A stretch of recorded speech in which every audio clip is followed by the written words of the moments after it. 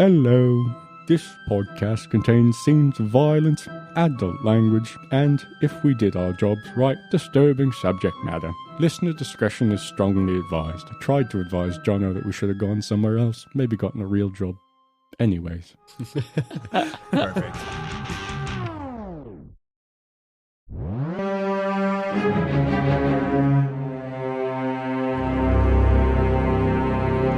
Hello and welcome to The Stars Aren't All Right, one-shot edition. The kids aren't all right. My name is Alex Collins, and I am your Brian for this episode. I am your keeper, your DM, your dungeon master, your game master, your Viking-looking dude. That is me for this episode. Thank you for joining us. Tonight will be a one-shot using the D&D system, which we can say again because that IP all got worked out, I think. Yay! So, as I said, I will be the dungeon master for tonight. Thank you to our players for joining us again. This is a one-shot that we're recording in between seasons as we are on the run from various forms of authorities.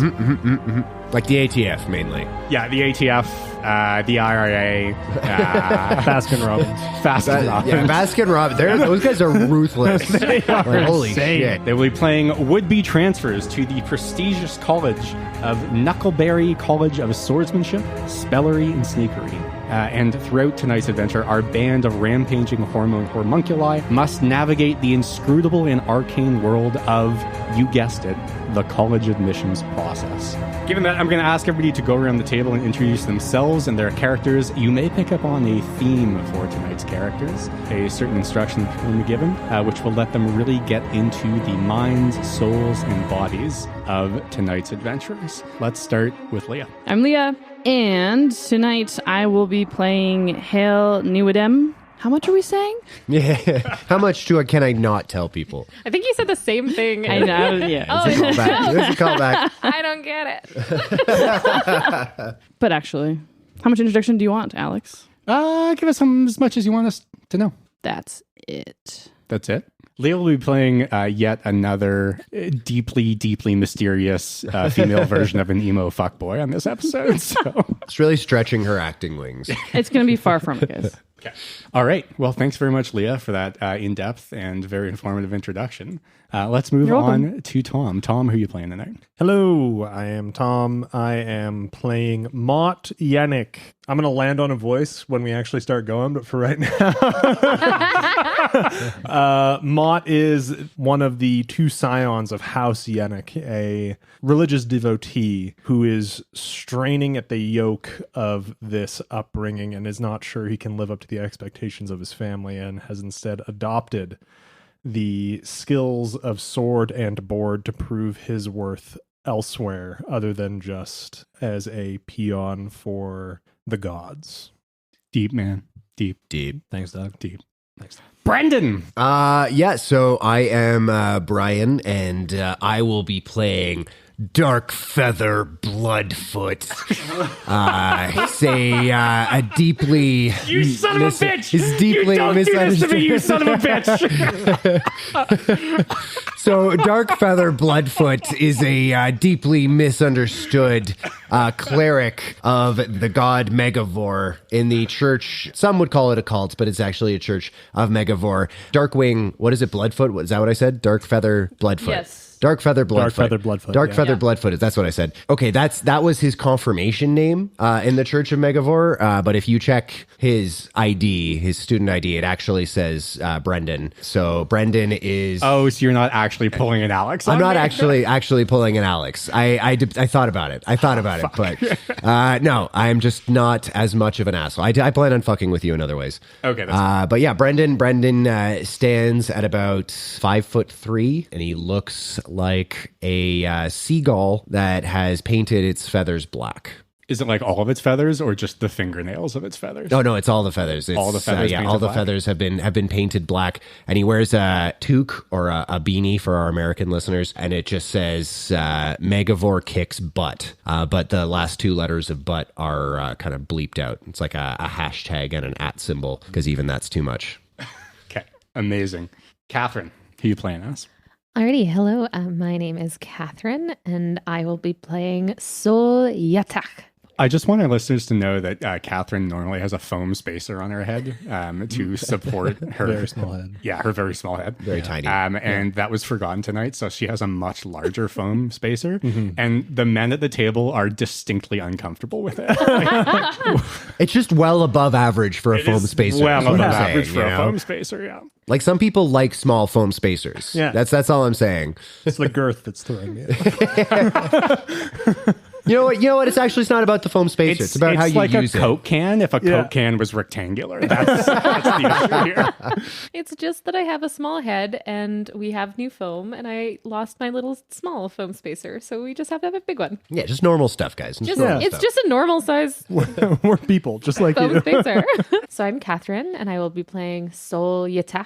Sol is just about to graduate from Celestial Heights School for Gifted Magic Users. And she is feeling a little awkward about it. She has always tried really, really hard in everything that she does, but just can't quite get her feet on the ground and is experiencing some uncomfortable changes. We will see where that takes her in the next step of her schooling life. Incredible. So, without any further ado, and having been introduced to our characters, let's get into the setting.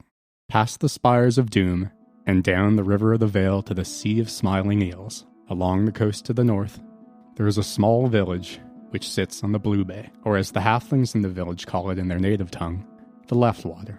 There's no reason for a village to be here except for what's on the other side of the bay. In the village, there's a boathouse and a boathouse keeper. The ferry woman, she is called.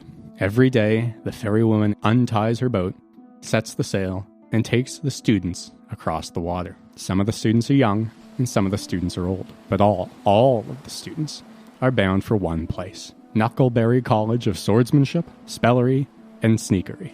Sneakery is spelt with one too many E's. That last part isn't part of the title of the school. I'm just telling you that Sneakery is spelled with one too many E's. There was nothing unusual about this morning. The ferry woman untied the boat, set her sail and her rudder, and welcomed 4 new students aboard the ferry. In the pre-dawn light, these 4 students who were tired from the road and dusty, having traveled days from home, sat themselves down on the bench in the cool sea air in the early fall light and waited. They waited for the boat to cast off, they waited for the dawn to come, and they waited for the reason they had received a scroll of invitation in their homes, in their villages, more than a fortnight ago. They waited for Knockleberry, a school whose name is written in every chapter of every history book. As the first rays of sun spill from east to west across the blue water, they set a light at the top of the mast, and then they touched the sail and spilled down the mizzen and fell upon the face of our first student, Mott. Tom, what is Mott doing on that boat? So we've already gone and taken a seat, right? The boat is at sea, yes. Oh, good. How many people are around? There are 4 other people on the boat.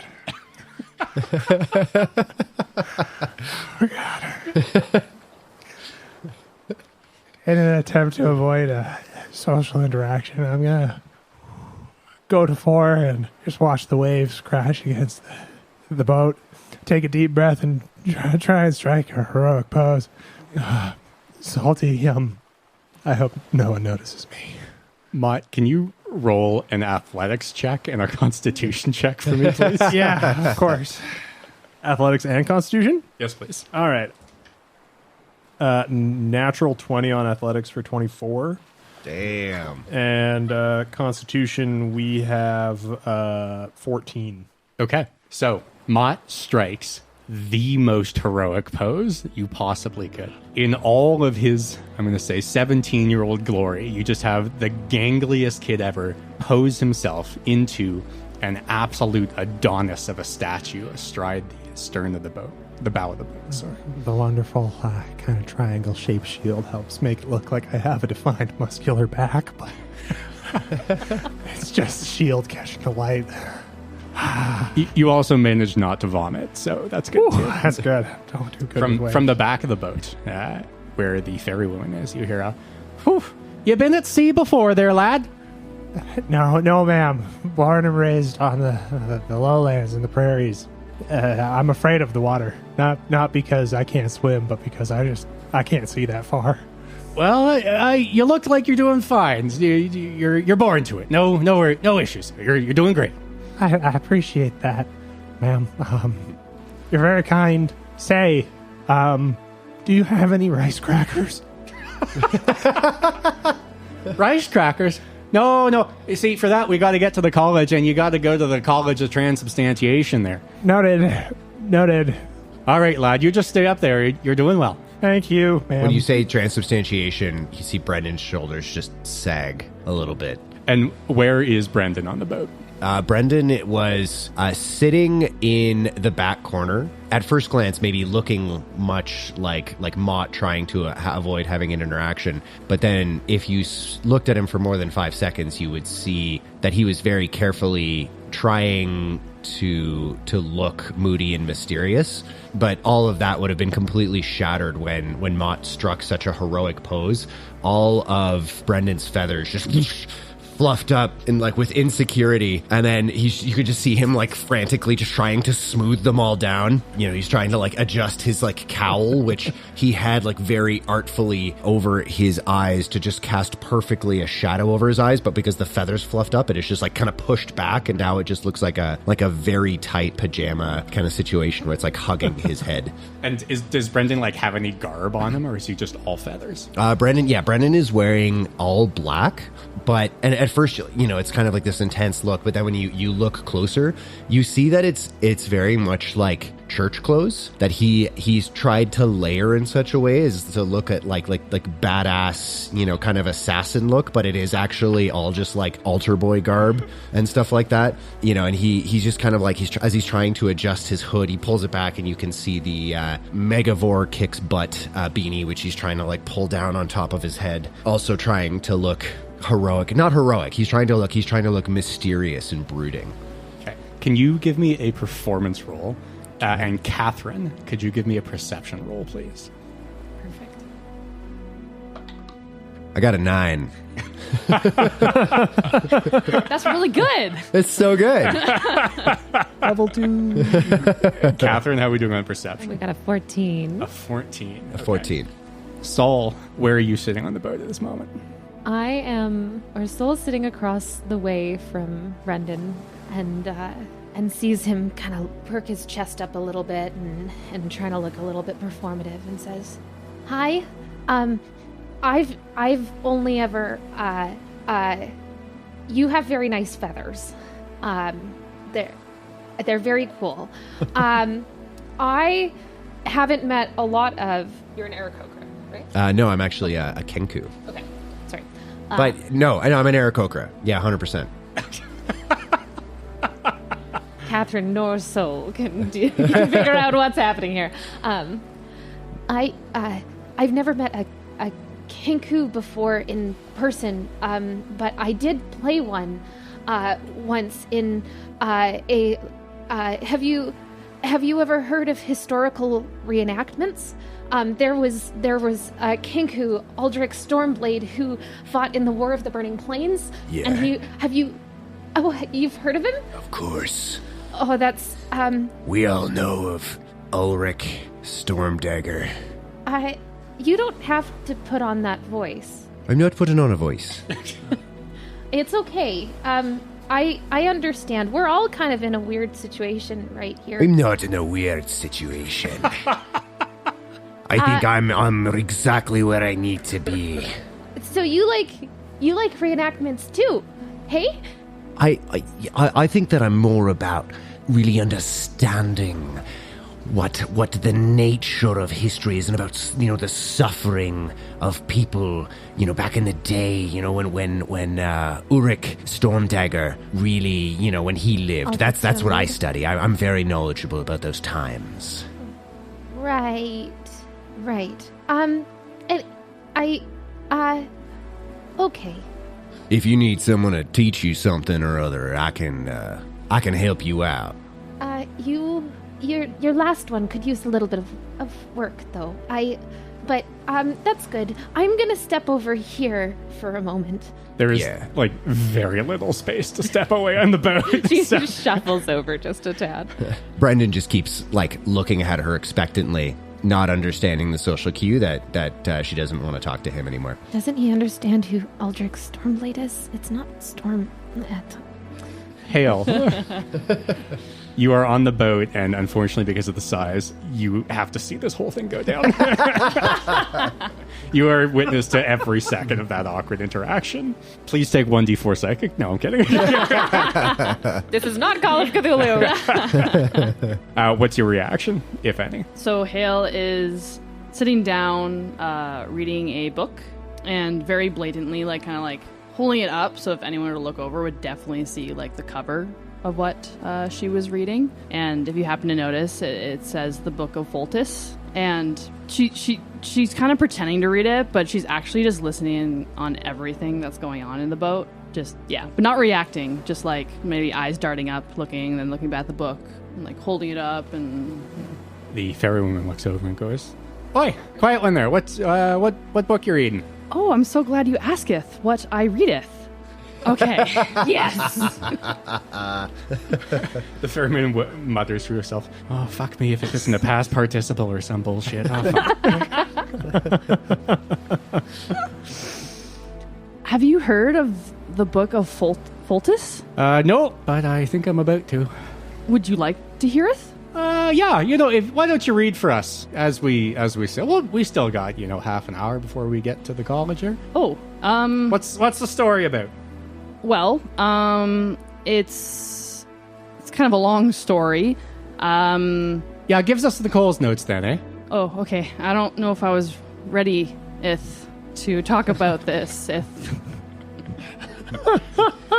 Well, that's all right, dearie. You decide whether or not you want to share. That's okay. And then in a perfect imitation of the boatswoman's voice, Brendan speaks up. And he just says, well, really, if you think about it, the Book of Foltis is actually just a heretical document that's just all derivative of the Obtusium, actually, which is the book of the Church of Megavore. So it's kind of a good thing, that we're not all being subjected to heresy. Wow. The fairy woman's gonna cut the rather hard left to see if she can hit Brendan's head with the mast. Do I get to roll, or do you just want me to take damage? You do. You get to roll. I would be happy just taking damage, but either way. Roll into acrobatics on that. Okay. It's a nat 20.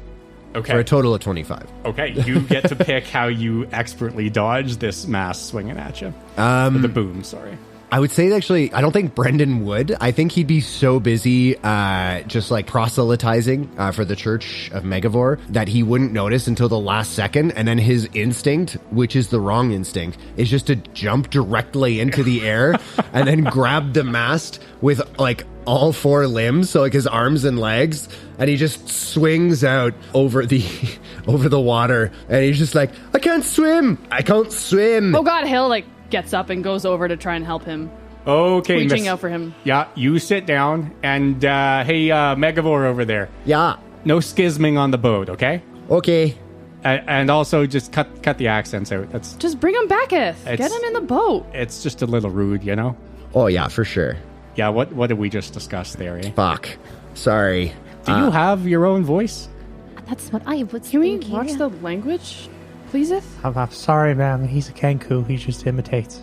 Yeah, you focus on, look at land up there, okay? I'm really sorry. I didn't mean to. It's just that fuck is actually a holy word in the Church of Megavore, and I didn't mean to offend you, Mrs. Fairy Woman. Yeah, okay. No harm done. Back you go. And she swings the boom back over. Please, no more sudden movements. Thank you. Yeah, you're doing good up there, big guy. I know, thank you. Mott looks heroically fucking vermilion. Just like bright green. And Sol kind of shuffles her way up to Mott. I couldn't help but notice that you're looking a little green there. I do have, and she stuffs her hand into a little pouch beside her, and she shuffles around. I do have some some roots that I collected that should help with motion sickness. If you'd like to try them, I scavenge for things on my own. If you like. Could you describe the texture of the root? They're mildly chewy and but a little woody because they are roots. But once your saliva really gets into it and you start to chew it down, it kind of creates more like a gummy texture. But it does feel quite good and is a little bit cold on the tongue once you get it going. Do you want some? I accept your offer and in kind propose a trade. I have 4 lint balls in my pocket. I don't know what's going on. I accept your root. Please accept my balls of lint. What kind of fiber did the lint come from? My pants. But do you know what your pants are made out of? I don't know. I just stole them from my dad's closet. It's okay. I will assess them. Thank you. You're welcome. Thank you for the root. What was your your name? Are you folks trading pharmaceuticals up there? It is a drug deal. Yes, ma'am, they are. And did you bring enough to share? What? I can share my root with you, Mrs. Boat, fairy woman. Okay, everybody's equal on the boat here, okay? Agreed. Yeah, equality is good. May I eat this root? Oh yeah, go for it. Okay, you kids, you heard them. Everybody dig in there. I'm sorry, how long have you worked with Knockleberry University? Oh no, I don't work for Knockleberry there. I'm just the only boat that goes across the water here. Oh, clearly. So hands piece of root out. Hael grabs it. It's Thanks. just for motion sickness. I don't deal in any psychedelics unless you are interested in that. I do know where they could... No, I'm not. Oh, that's good because I'm not very comfortable with that. The root is really Me good. too. Thank you. All right, so hold up. You're telling me nobody on this boat here knows where I can get psychedelics? I mean, I know No. where you can get them, but I think we'd have to talk about your seniority and where I fall in that, and if there's pressure anywhere, and what is allowed at the school and what may. Okay, and the sails come all the way down, and the boat picks up speed by a factor of 10. Can we rockets towards the college? Can we God. therefore infer that the boatwoman was trying to like stall the trip so she could score drugs off of teenagers? I mean, yeah. Do you want to roll insight? Oh my god, I want to roll Hael insight just more like than I wanted sniffs anything. the root. Normally, I got a 7. Ooh. This woman was absolutely not only trying to buy drugs from you, she was trying to traffic you.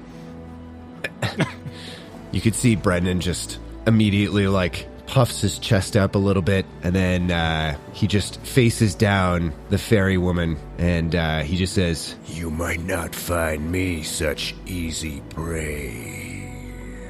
Yeah, again with the voices, we talked about this. This is going to be an issue. I don't work for the college, but you might find that that's an issue there. Anyways, coming into port here, 30 seconds. You might want to brace. Brendan refuses. Hael quickly sits down. I'll also very quickly sit down. Yeah. Soul sits down, but quite close to the yeah. Brendan, Yes. roll athletics for me. Athletics? Okay. Yes, please. I swear to God, nat 20. Yeah. My dice have either been natural 20s or single digits. There's been nothing in between. Okay. The boat rapidly approaches this kind of stone quay that is sticking out from across the bay. And as it gets closer and closer, you get to 500 feet, 400 feet, 300 feet, not slowing down, 200 feet, still going, 150 feet, still going, 100 feet. It is like the hand of God reaches down and grasps the boat's hull and pulls it backwards. And everybody feels this sense in their gut of the stomach being wrenched to the rear. Everybody except Brendan. What Brendan feels is himself rocket forward over the water. Instinctively, his talons kick out, and they kick once, twice, and he realizes he's getting purchased. And you all watch as Brendan runs over 100 feet of water towards the dock. And then, like, stops, looks back at the boat just long enough and with eyes just wide enough to make it clear that none of that was planned, Before then, very obviously just assuming a cocky position to be like, yeah, I intended that. I intended to do that. Wow, he runneth well. Very Aldrich, fleet of foot. Yeah. Aldrich's Stormblade did almost exactly the same thing. Saul, can you roll insight for me? Absolutely. That would be an 18. Okay. So you know that he did not mean any of that, but at the same time, it's a pretty sexy parrot.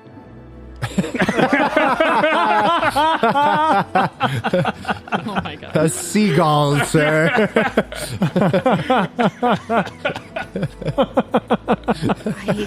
I wonder if he would be my sparring partner for the club.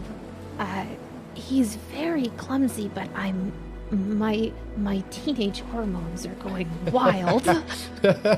The fair woman looks down at you and goes, "Think in your head, child. Just think in your head, inside your head, okay?" I find it very hard to do that. Okay, well... Hey, looketh.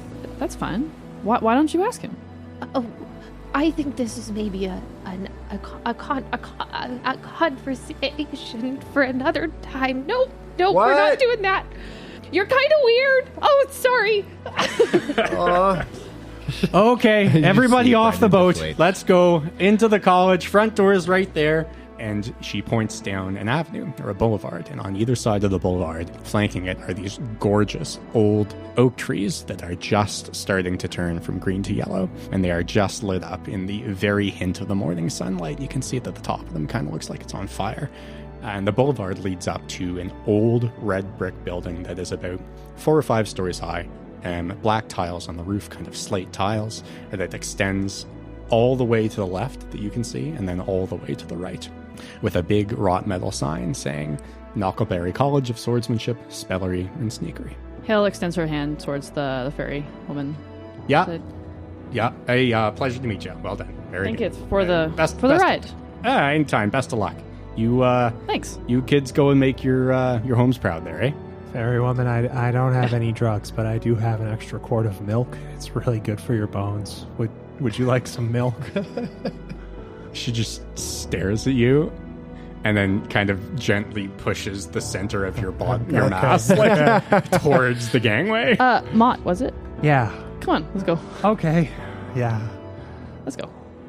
Soul hangs back just for a moment and kind of tugs on the arm of the fairy woman and kind of, Yes, dear. if you are looking for something maybe a little bit more psychedelic, here is my card. It's been something I've wanted to try working on, but I don't take them myself. But I am interested in test subjects, and hands you a card that says Soul's Superb Herbalism. Okay, she grabs your card. Do you speak thieves' cant? No. Okay, so you see her make a bunch of weird hand gestures at you. Can I see them? Where are you? Well, I'm however far I was flung. Tell you what, roll perception. Yeah, fair enough. You get another nat 20, I will lose it. Natural 3. 6 for a total of 6. You see the fairy woman finger tut, but like poorly. Like she's like, And then Brendan just says softly to himself, he just says, I bet I could finger tut way better than that. How hard can it be? the fairy woman spins around to you and just like opens one fold of her cloak, and you just see the handle of a flintlock pistol. Again, with the accents, lad. We discussed this. I'm sorry. Good. Have fun at school. And the boat rockets backwards, sail down, a sail still like blowing forward, but somehow just backwards. You can see Brendan like visibly shaken at the promise of like actual violence. Just was like, despite all of his demeanor, like quivering in his boots. Well, we have the college in front of you. You got the boulevard. There is a large stony beach that extends kind of lookers left as you're looking at the college. And there's kind of like more quays and docks and a boathouse and a bit of a sandier patch that goes off to the right. And you realize as you're looking at the college that it doesn't actually go off as far as you can see. There's just a very subtle curve to the college that essentially goes all the way to the shoreline on either side, probably about a kilometer away. How close are we to the rocky shore? You're 100 meters. Well, if I can, I'll deviate a little bit to see if I can find a good skipping stone for later. Sure, roll luck. Yeah. I don't know. D100, I guess. Boom. Just fucking roll something. 25. You find a rock. Nice. Not like a good skipping rock, though. Yeah, it's like a pretty good. It's not like perfectly round and flat. There's like one kind of little bump in it, but other than that, it's like it's a decent skipping So rock. it's just got character. It has character. Nice. By golly. Hey, That's are great. there good skipping rocks? Yeah, lots. It's good to turn ponds into fun times. Huh. Sorry, that sounded weird. I'll walk away now. No. Hey, you're good at. It's all good at. Thank you. I tried to be good at. Also, drugs are bad. Drugs are bad. I'm sorry. I struggle Yeah, with you buddy. people. Hael looks for a good skipping stone as well. Okay, roll luck. There's no luck skill. There's no luck in 5e, but I mean, just send it. Just roll a d20. Okay, 10. You find an entirely perfectly circular stone. Mott, look at this one. Dang. That's a good skipper. All right, watcheth this. Consider it watcheth. Hael checks it. Roll strength. 11. So as you launch this entirely circular rock into the air, it unfurls, and the crab that you just launched into the water gives you a highly reproachful look as you have yeeted it as hard as you can at the watery surface. Oh no! Whoops. It goes, It was probably dehydrated. You did it a favor. Brendan also approaches and he says, crabs are forbiddeneth in the Church of Megavore. So, you're almost there. And What? Is Yeah. that to say that the Church of Megavore isn't shellfish? Tom, can you go ahead and give yourself disadvantage on a future roll? Yeah, I can do that. I was about to skip my stone, Yeah, so I'll thanks. just do that at disadvantage, I guess. That's pretty fine, I guess. That's a 12 on my stone skipping. Okay. All creatures are accepted into the Church of Fultus of current day pietas. Really? Yeah. You can just see Brendan eyes twitch, just like that concept that like a church could just accept everybody or everything. It just didn't occur to him previously. We could talketh more about it. Well, I'm sure. You see, I have this this book here. Have you heard of the Book of Fultus? I mean, we've heard of it. Like I'm kind of an expert actually on pretty much all religions. Can everybody... He's rolling for himself. What's that one? Am I doing any opposing roll? Or? no, you're not. Oh, good. You know he's full of shit. Well, okay, but why don't you read the introduction? Could everyone give me a perception check, please? Wait, you don't want us to keep arguing about our fake religions? Yeah. 13. 17. 19. 15. Okay. Brendan, you notice there is a lot more circular rocks around suddenly. We just go, heathens! Heathens, all of them! And Brendan pulls his daggers. Okay. 5 rock crabs appear and are looking to attack you guys for launching their friend into the ocean. Everybody please roll initiative. As I fucking look up stacks for a rock crab, I guess. You're about to be very disappointed in the threat level of this encounter. Do you want us to just shout our initiative at you, or Yeah, shoot your initiative. 14. I'm 19. 18th. That's good. That's a good bit. I'm trying to work out the kinks still. It's the consistency of the if that's really, Yeah. it's really banging it home. Sol was already on her way, just looking at the school and looking at pictures and paintings that she had in her big binder that she brought with her, and going, "This isn't quite what the pamphlet had depicted, but I think that I think I can probably adjust to the plan as it is." She rolled a 4.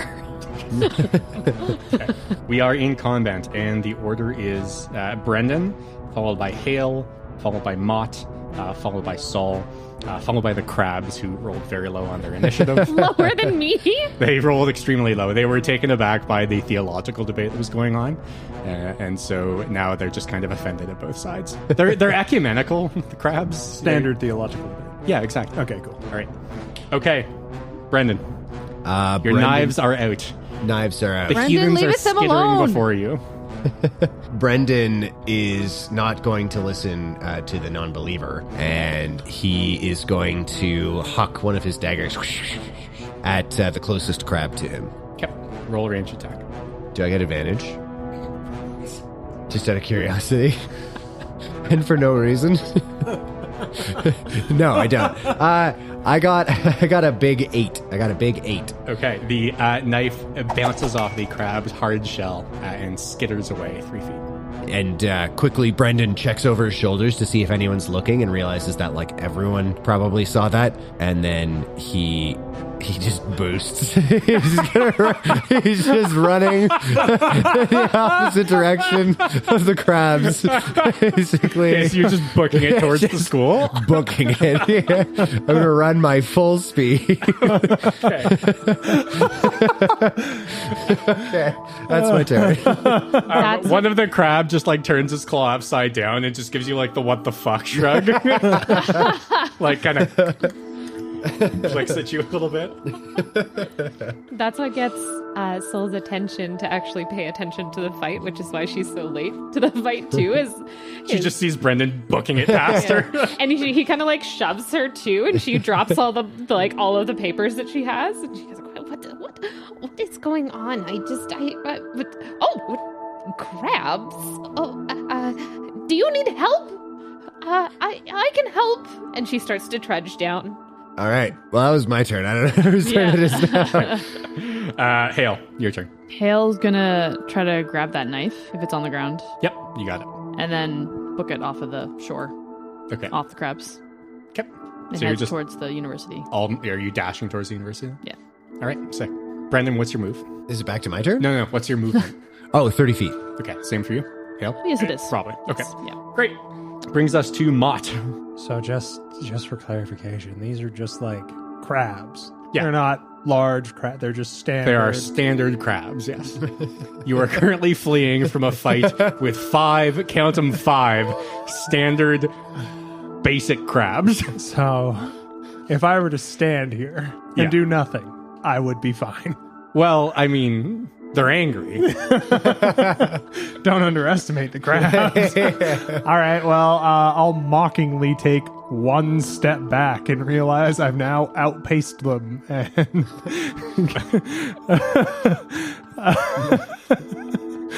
Okay, man. It's your call. I don't know. I guess I'll like.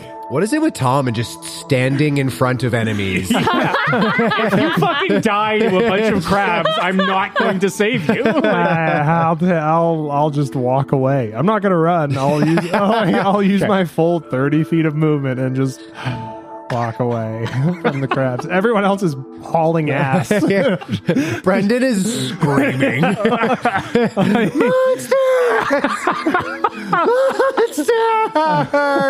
I'm gonna casually pick up another little rock, and as I walk my 30 feet away. No, roll a d20 for me. Okay. 13, Okay, and what's that in your perception score? 16. Okay, so thankfully this is not a crab. It is a rock. I'll pick up a rock. I'll be like, could have been a skipper. And as I get to the edge of my, 15 feet or so, I'll just like haphazardly throw a rock at a rock crab. Okay, give me a range attack roll. Cool. That's a 20. Okay, roll Not a, natural, just 20 total. Yep, A dirty 20. Dirty 20. Roll a 1d4 of range attack damage. Very cool. That's 7 points of damage. I just eviscerate a crab. This crab, this fucking rock hits this crab so hard that it just vanishes into another plane of existence. Somewhere in the pits of hell, a crab has now been like locked in another demi-plane with like the devils and monsters of 1,000 wars. did this crab do to deserve to go to hell? No, this crab just went to Valhalla. Its people sing of its victory. Okay. Yeah, the other crabs like click angrily at you as that happens. I move my extra 15 feet away, fearing for my life from these crabs. I guess as the crab eviscerates, I look down at my arms and I'm like, oh, I know, too strong. I'll just continue to walk away from the crab. Okay, and that brings us to Saul. What are you doing now that you've just seen this poor crab just like vanish in a fucking poof of sashimi, essentially? Are these special crabs? I've been preparing for a good fight for a long time. Roll nature. 11. Okay, there's something in the back of your mind that thinks these crabs are special. They might be hiding something, but I don't really. If they're not hiding anything, I don't really want to hurt them that much. Are you okay, Saul? I'm just trying to figure it out. I'm just trying to figure out the thing, but everybody always tells me to act, but I always just have to think about it too much. But I guess I'll cast Mage Hand. Okay. And I'll just scoop him up.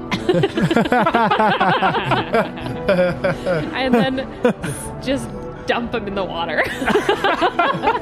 And then kind of turn around and slap my hands together as if I've just finished a good job and kind of done, okay, I feel good about that. Guys, we're going to be late to get into the school. We should probably go. Look out for angry crabs on the way. Yeah, that's why Brendan ran away. He realized the time and he didn't want us to be late, so he just took off. Really? Because he was crying when he's just ran past me. He seems very punctual. He was yelling monster. I don't know what. Yeah, I thought I was going to have to save him. Monstrous day. Oh, I understand. He's really cool. That. He was just very.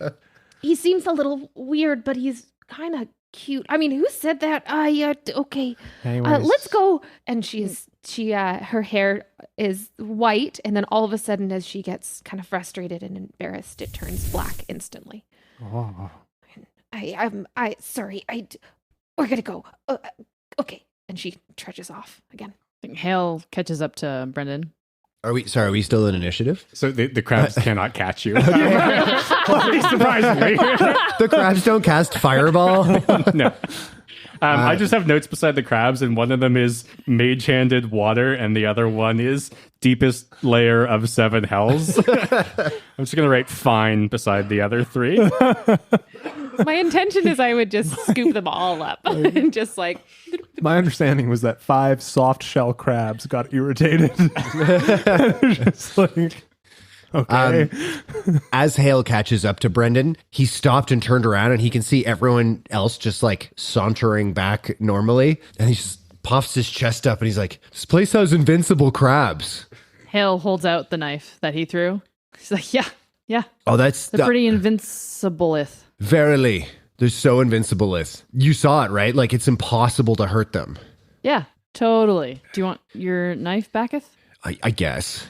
Yeah, that's fine. That's my cheap knife. Like my good knife, I don't even bring that to school. Like I have a good knife at home, but this is like the cheap knife. That's why I keep it for throwing at crustaceans.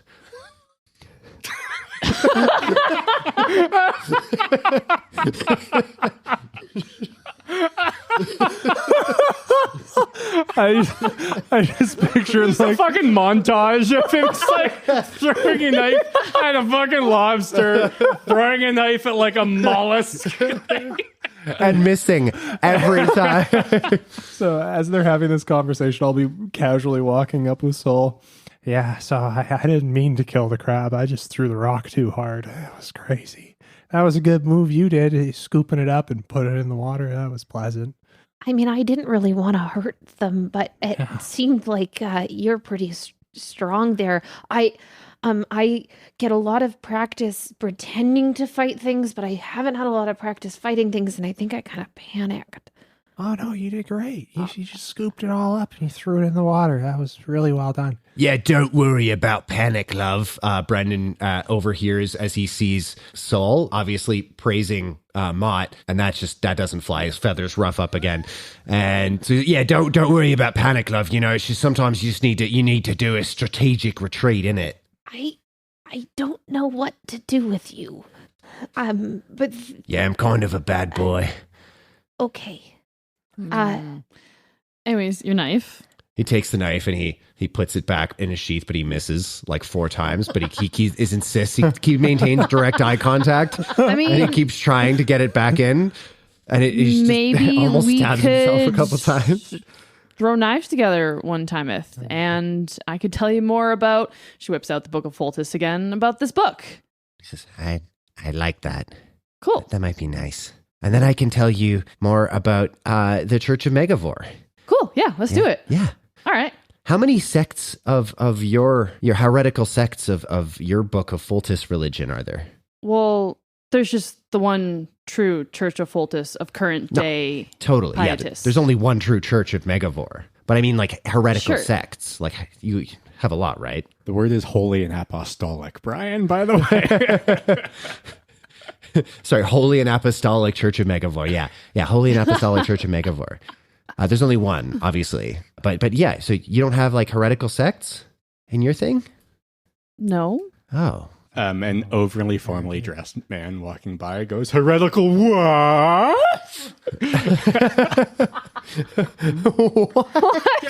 I like it so much.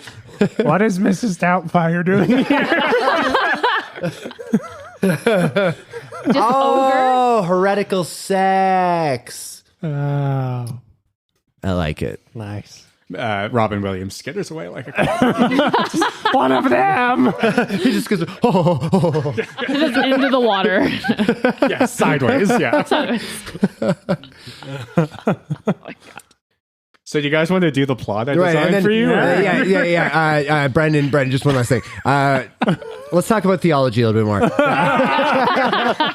No, Brendan just finally manages to resheath his dagger, and he just says, but actually, thank you, for helping me with the dagger. I mean, thanks for, bringing back the weapon to me, because daggers are kind of expensive. Yeah, it's all good, Judith. Yeah. Thanks. Why don't we go inside, guys? Yeah, it's a good idea. We are running quite late on our timetable. We're fine. It's okay. You're helping me relax. Soul roll deception. The confidence is actually quite comforting. I mean, the authority is good. Transcends characters. That's a 17. Okay, if you can roll insight if you want, but like she's got a pretty good ability to convince you that she actually likes the authority. I do like the authority. The doors of Knockleberry College stand in front of you. Huge, dark oak doors, well weathered. There are inscriptions and runes carved into this beautiful stonework that's in the arch of the doors. And if you guys would like, you can step inside. What language are the runes in? They're in Runic. It's an expanded universe language. Cool. Wow, I don't recognize this language. This is part of the Alex cinematic No, actually, you know what? universe. They're in Basque, okay? They're in Basque. Yeah. Cool. Yeah. I don't recognize this language. Hael walks in. Yeah, we'll go in. Brendan leans in and he just says, I do, but you wouldn't understand what they're saying. It's very idiomatic. You're probably right. I'm not very Actually, smart. Hael holds the door for everyone. Nice. It's a 7 on deception. No, sorry, it's a 5. It's a 5 on deception. Okay, that's a 19 on insight. That is a 13 on insight. Anybody who wants to, like, if you want to try to decipher the runes, you can roll. Oh no, I was just like, if they were draconic or something, I could have read them. But No, it's all kind of magical script. cool. I would like to try and decipher them. Go for it. Thank you for holding open the door, Hael. As she stands outside the door awkwardly. If you could just hold it open just for a moment more, I mean, there's something very interesting on here that I'd like to read. What am I rolling? Arcana. Sure. As Brendan took the time to talk to me, I'll say, hey, It still comes out to a 9. but it was a 5 on the die. So with a 9, you can tell that there is some warning here of a give and take. Something about by entering, you were giving something up, and you are receiving something in return, and they want you to know this. Oh, this is, these seem very complicated and I probably need to come back here. Could you hold the door a little No, sorry, that's not very fair. I'll come in. We're late. Okay. And scuttles in. Catherine is moving. Catherine is moving her head frantically, and the fucking foam just keeps moving. I think it adds to the bit. It really does. Okay, you guys step inside, and you enter a grand hall that is intricate marble flooring, kind of checkerboard to black and white, as well as these huge marble pillars that kind of rise up in this cathedral style above you, with many halls going off, and one to your left leading to what is very clearly a set of offices. They're kind of in a dark wood panel. Standing in the middle of this hall, there is a young man who is in a set of robes that are kind of scarlet with a green trim to them, and he's kind of pacing back and forth, and he says, hello, are you the new students? Is that you guys? Yes, we are new students. Hi. Hi. Nice. Hey. Hi. Nice to meet you all. 4 of you. Wow. Okay, that's a big one. Hi. Hi. Who's Yef? He stares at you. What? Who's Yeth? You said hi, Yeth. Are we waiting for a Yeth? Oh. No. Oh. I don't understand. Were you trying to say yes? Is that like a... I think that's very cool. But like people speak in different ways. That's great. Anyways, I'm Zila. Nice to meet all you guys. I got sent down by administration to bring you guys to the admissions office. I'm a praetor here at the school, or like a student kind of guide kind of thing. Okay. Why don't you guys... Sorry, can I grab your names, by the way? Hael. Nice to meet you, Hael. Nice to meet you. How about you guys? My name is Mott. Pleasure to meet you, Mott. I'm Dark Feather Bloodfoot, but you can call me Brendan. Okay, we're gonna go with Brendan. Pleasure. And you? I'm Soul. I'm Soul Yatek. Okay. But you can just call me Soul. But like full names are kind of cool too. Yeah. All right. Sorry, I forgot your name. Yeah, my name's Zila. Zila. Yeah, Zila. Pleasure to meet you guys. Zila. And he shakes hands with all of you. If anybody wants to roll insight on him shaking hands, they can. Sure. 17. 24. 21. I got a natural 20. What do these handshakes mean? We are a handshake king and queen. All of you distinctly notice he is far more comfortable shaking hands with the men than he is with the women. Like, he is noticeably uncomfortable shaking hands with the women. I cannot let go of his hand. I just keep holding his hand and keep shaking his hand. And I just become quite like, and I just want to shake the hand right, and I just want to get this right, and just keeps shaking his hand. How uncomfortable does he look? You see veins starting to appear in his forehead. Hael like quickly gums up and like, hey, Soul. Soul, hey. Hi. And she's still shaking his hand. Why don't you shake my hand? Yeah, that sounds great. Brendan steps up and his feathers puff out, but again, he's just like, is this guy bothering you? I just kind of got lost. I got lost in the moment there. Are we shaking hands? Yeah. Okay. Am I still... Are you a three-way handshake now? Yeah. Yeah, bouncing together. Oh, wow. Sometimes it happens. I didn't mean to do that, but yeah. Hey, it's all good. Okay. Thank you. Yeah. You All goodeth. Good. Can I have my hand back now? Yeah. Sorry. Awesome. Sorry. That's yeah. Zila rolls a con check and, like, against all odds, succeeds and goes, okay, let's go. Follow me. And turns around, like, on one heel, just turns around, pure 180, and starts marching far too fast off into the distance towards the admin offices. I think you scared him, Brendan. You looked intimidated. That makes sense. I'm a very scary person. Yeah. Hael kind of just like gives him a bit of a pissed off look as he walks away. Who, me? Or Hael, Zila? yeah. Okay, gotcha. Hael looks past the fourth wall, stares at Alex. You motherfucker. Spoilers, Brian. Pig. Okay, are you guys following Zila? Hael Yeah. is. Yeah. You guys walk towards the kind of dark paneling that is marked administration offices. And when you get there, Zila just kind of motions into a door where there's an empty office with 4 seats before a large desk in rich mahogany and red leather. And you guys can go take a seat if you'd like. So 4 seats in front of the desk. Yes, and then 1 seat behind the desk. Is the seat behind the desk empty? Yes. Wow.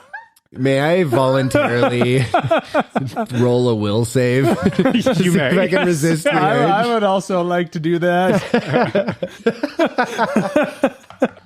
Ugh. I'm very. My Constitution saves are quite high. There's his wisdom. I'm gonna say. Mine is 15 total. Okay, and can you all both also give me an Arcana save? Or an Arcana roll, sorry, not an Arcana, Arcana roll. save. Gotcha. Aha! I have you beat, sir. That's a 5. Well, I rolled a 15 plus my Arcana modifier, so 14. Okay, so Brendan, you had this strong desire to go sit in a slightly larger, slightly more luxurious chair, but you resist it. And because you resist it, you notice that there is an enchantment on this chair, and that this chair is only meant for a very particular person. They spent many long years striving through academia to be able to sit in this chair, and they'd rather that other people do not sit in the chair when they would like to sit in the chair. Mott, Yeah. you notice none of these things.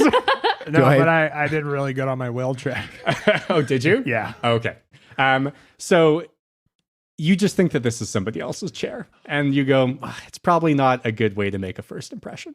I'll take out my quart of milk and just put it on the desk for the chairperson. I just... Could you please let me know when you're going to take a swig of this quart of milk? Because you're going to have to roll some checks. It's not for me anymore. It's a gift. It's on the chair. No, it's on the desk. It's on the desk. Hael wants to Yeah. look around on like the walls. Okay. So So it's hanging up or yeah. So behind you, towards where you walked in, where the open door is, which Zelas kind of closed halfway on his way out, there are 2 sets of bookcases with many kind of leather-bound books in red and green. They're kind of organized like they look like they're sets of books, almost like they would be yearbooks or kind of records of past years. To the left, there is a window that is facing towards the east, so the sun is kind of streaming through there. There is a hardwood floor, wood paneling on the walls, kind of an ornate, like sculpted-esque ceiling in a plaster. And then on the other side of the desk from you, there is a door. There is also another smaller desk off to the corner of the room that has a very strange looking kind of artificer's contraption on it, which has several small holes that are about the size of a scroll, and then a whole bunch of kind of complicated gears and internal workings and crystals and that kind of stuff. And then something that kind of looks like a printing surface. okay. Hael walks over to the The artificer's thing? Yeah. Okay. Yeah. Are you going to just touch kinda- it? Or are you just No, gonna just inspect it, look at it. Cool. Roll an investigation and arcana. 17 on both. 17 on both. Yeah. Okay. With a 17 on both, you realize that this is not only an extraordinarily complicated and intricate machine, it is the subject of extremely powerful magic. And you get the sense, based on some of the crystals and some of kind of the magical power emanating from it, that it is meant to serve a divinatory purpose. This is kind of a marriage of some artisanry or some craftsmanship and some divination magic that could potentially tell the future. How curious. Do you say that, or you just think that? I think that. Also, I just want to quickly actually describe Hael because Yeah, go for it. I meant to do it when we were. Oh, now you want to describe your character. I was going to first introduced our characters in the actual scene, but then I got Things got distracted away by from the us. That's question. okay. Yeah. All right, yeah. so there's a mirror. Just so people have an in- yeah. idea. There's a mirror in the room that you catch a glimpse of yourself in. There you go. Here's a fucking narrative device so you can do your job. I love sassy DM. Alex, yeah. sassy Alex. The sassy we know and love. Thanks. Shut up. Okay, so yeah, Hael is a human wearing like full plate. I'd say it's got like a kind of a darkish steel hue to it. On the front of the plate, there is a kind of sun, moon, and star etched into it. I don't know. Say she's like 5'7", 5'8". Dark brown hair, tied into like a low ponytail and brown eyes. Okay. Yeah. Great. The mirror now vanishes from the room. Nobody Bam, gone. Brendan comes over to Hael, and it's just like, so obviously, and this is meant to be Mott's voice. So obviously, this is evil, right? In your religion, like artificer work is evil. It's seen as evil. No. No. God worketh through many things, even science. Oh, Even science? Yeah. Oh, that's pretty cool. Have you heard of the Book of Fultus? I So- mean, I read a lot of books, but I haven't read that one. Well, you know what? I have an extra copy if you want it. I would, Maybe it's yeah, okay, I'd take a copy. okay. Here you go. Is this kind of like a book club? Yeah. I mean, Like a really big book club. A really big book club. Yeah. wait, have you read the Book of Fultus? I have, yeah. Oh my gosh! Yeah, I have a whole lot of them. And I mean, what did you think? Sorry, Sol. Here's your copy. Oh, thank you very much. I'll put this I've in. actually like highlighted some of my favorite like verses. Oh, you wrote straight on the book. Yeah. Oh.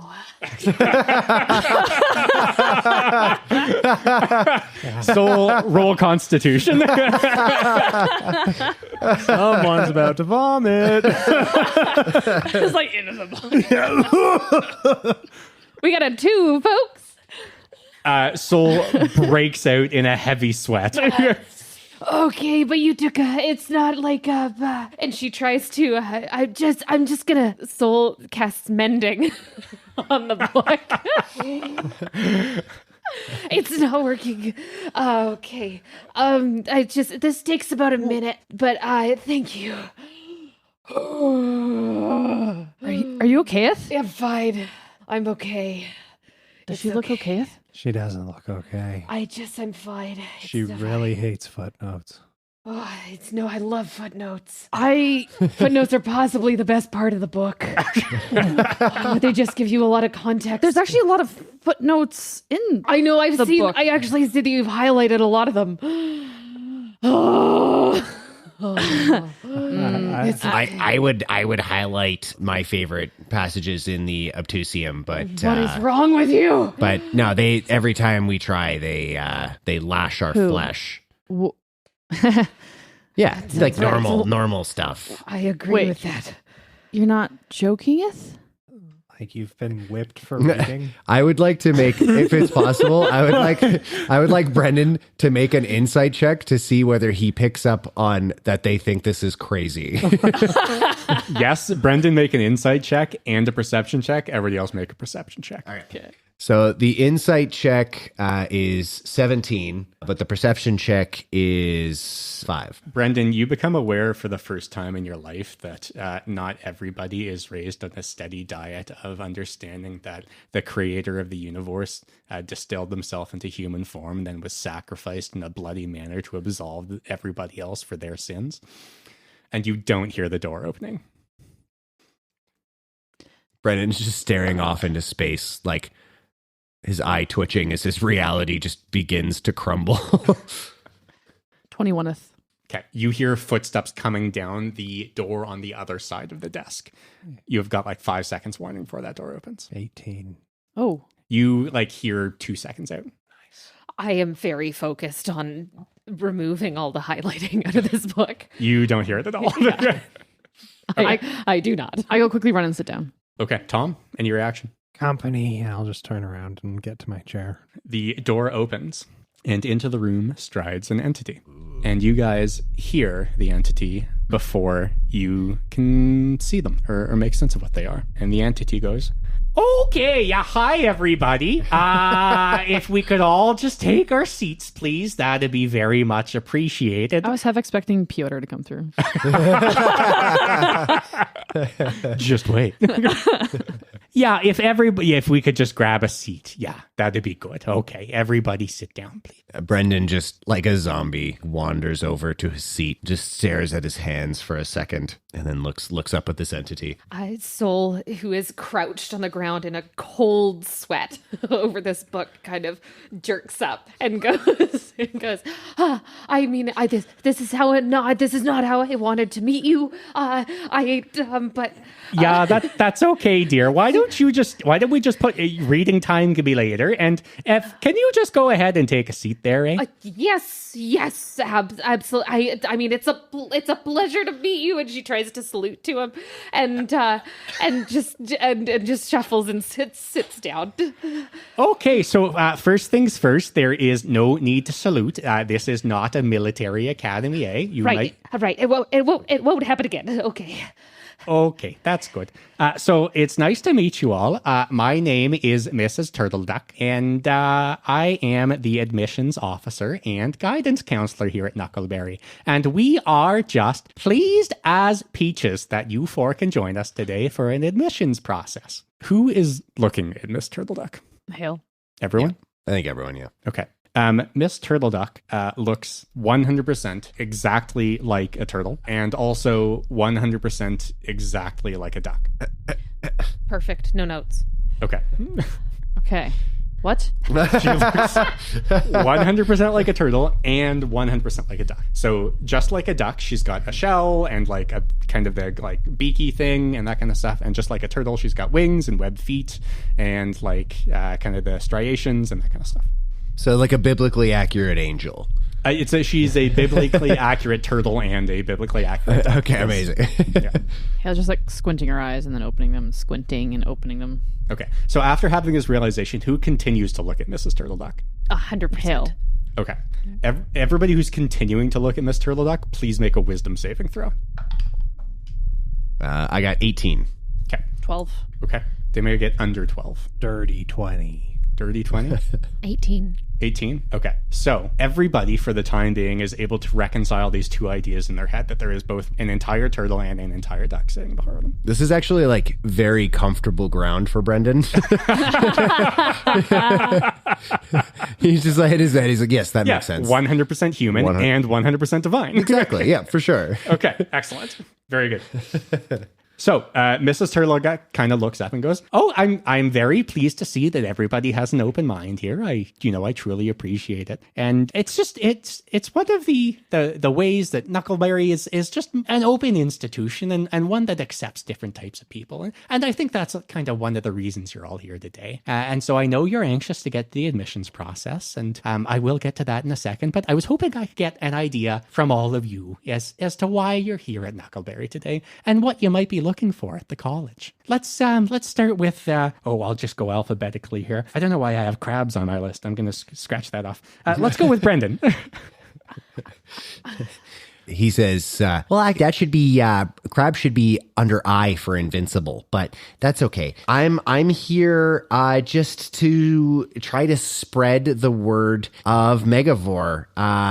My parents wanted me to go to Megavore's Academy of Indoctrination and Subsumation of Self, which it's not accredited, but, at least it's run by people with correct beliefs. And he looks to Mrs. Turtleduck as if she's going to agree with him because he hasn't encountered adults outside of his faith yet. She turns up the turtle and the duck just a little bit. How do you turn up 100% turtle and 100% duck? I am so interested. 101%. Brendan is just awed by, the duality of her being, but nonetheless just decides to like close his eyes and then forge ahead. And he just says, so yeah, I'd be interested in forming a Megavorian student union, as it were, to help bring people to the word of Megavore. I'm actually a pretty good Megavorian apologist. Okay, that's good. That's certainly fantastic that you're an apologist. It sounds like you'll have a lot to apologize for. So, and we're always looking forward to new perspectives on campus. And how about Mott? What are you looking for here at Knockleberry? Yeah, ma'am. To my understanding, this is a place for swordsmanship, spells, and sneakers. I heard, God. I already have sneakers and I can't do spells, so I'm here for the swords part. Well, that's excellent. We look, it's our core curriculum. It's one of our 3 core curriculums, and so it's always good. It sounds like you've made a wise choice there, young man. Thank you, ma'am. Okay, and how about you there, Leah? Ah, fuck.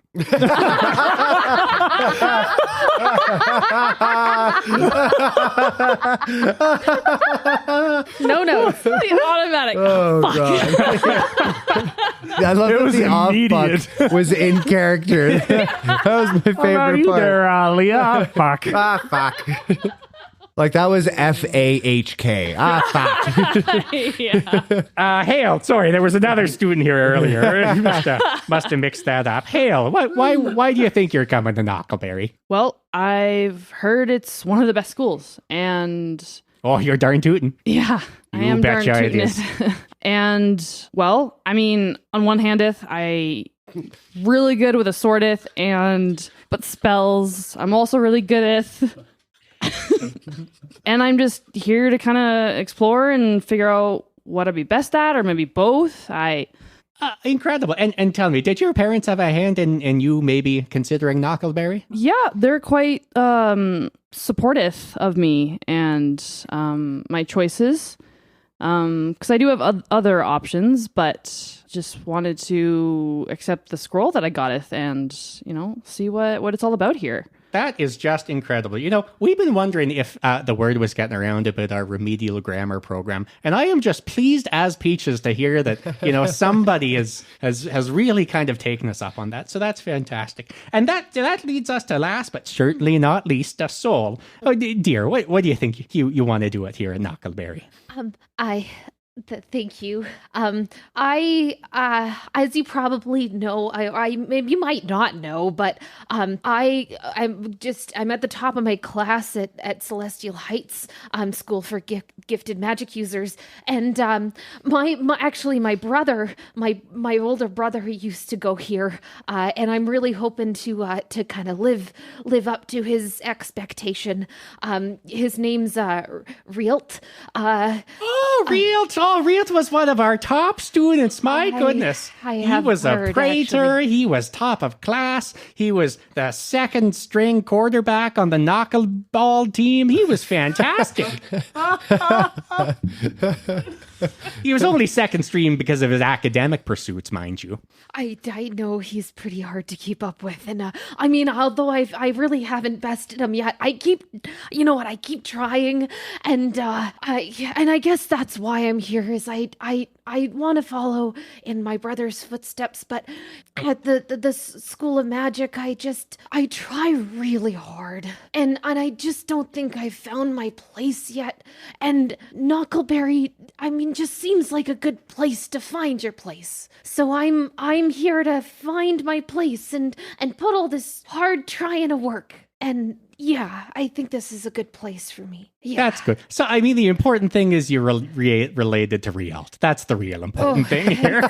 You haven't even, I have quite a good, it's not as good as Rialt's, it's true, but I do have quite a good transcript. Have you looked at it? Of course I have. And that brings me to our next topic here. Now, I have your scrolls with your curriculum vitae and your grades and your CVs, and everybody is quite impressive in their own way. And she very pointedly looks at Mott and Hael and Saul and not Brendan. And then goes, and we have something of a unique admissions process here. And so I'm sure you've noticed our little machine here in the corner, and that is what we call the Perceptive Learning Office Tomograph Machine. And so Brian's doing the math. That's the plot machine. Yeah, it's kind of a neat little acronym, we think.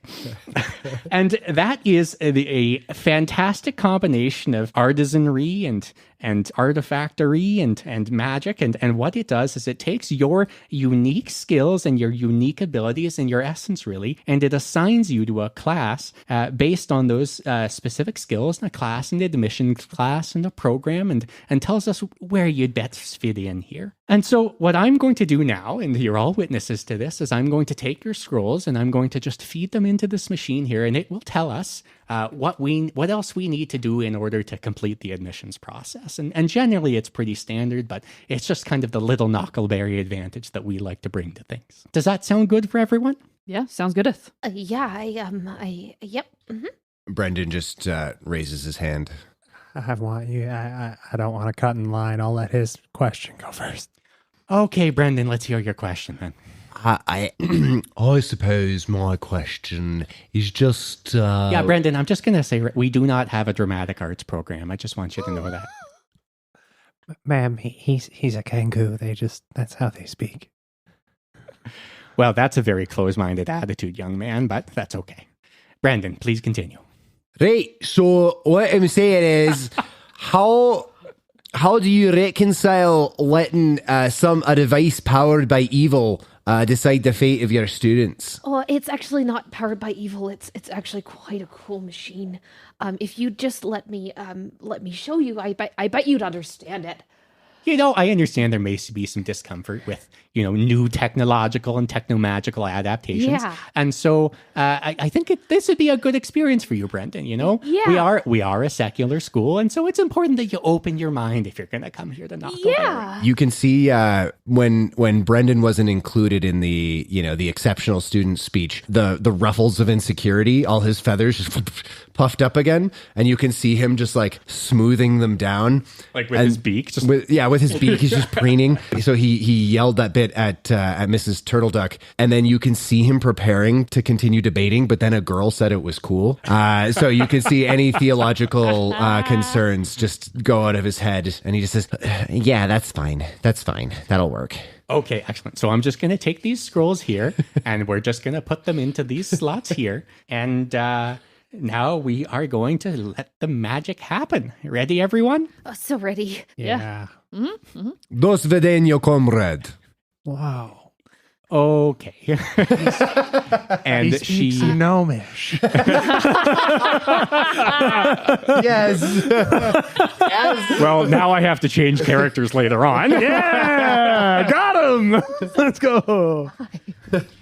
Yeah, I know. Okay.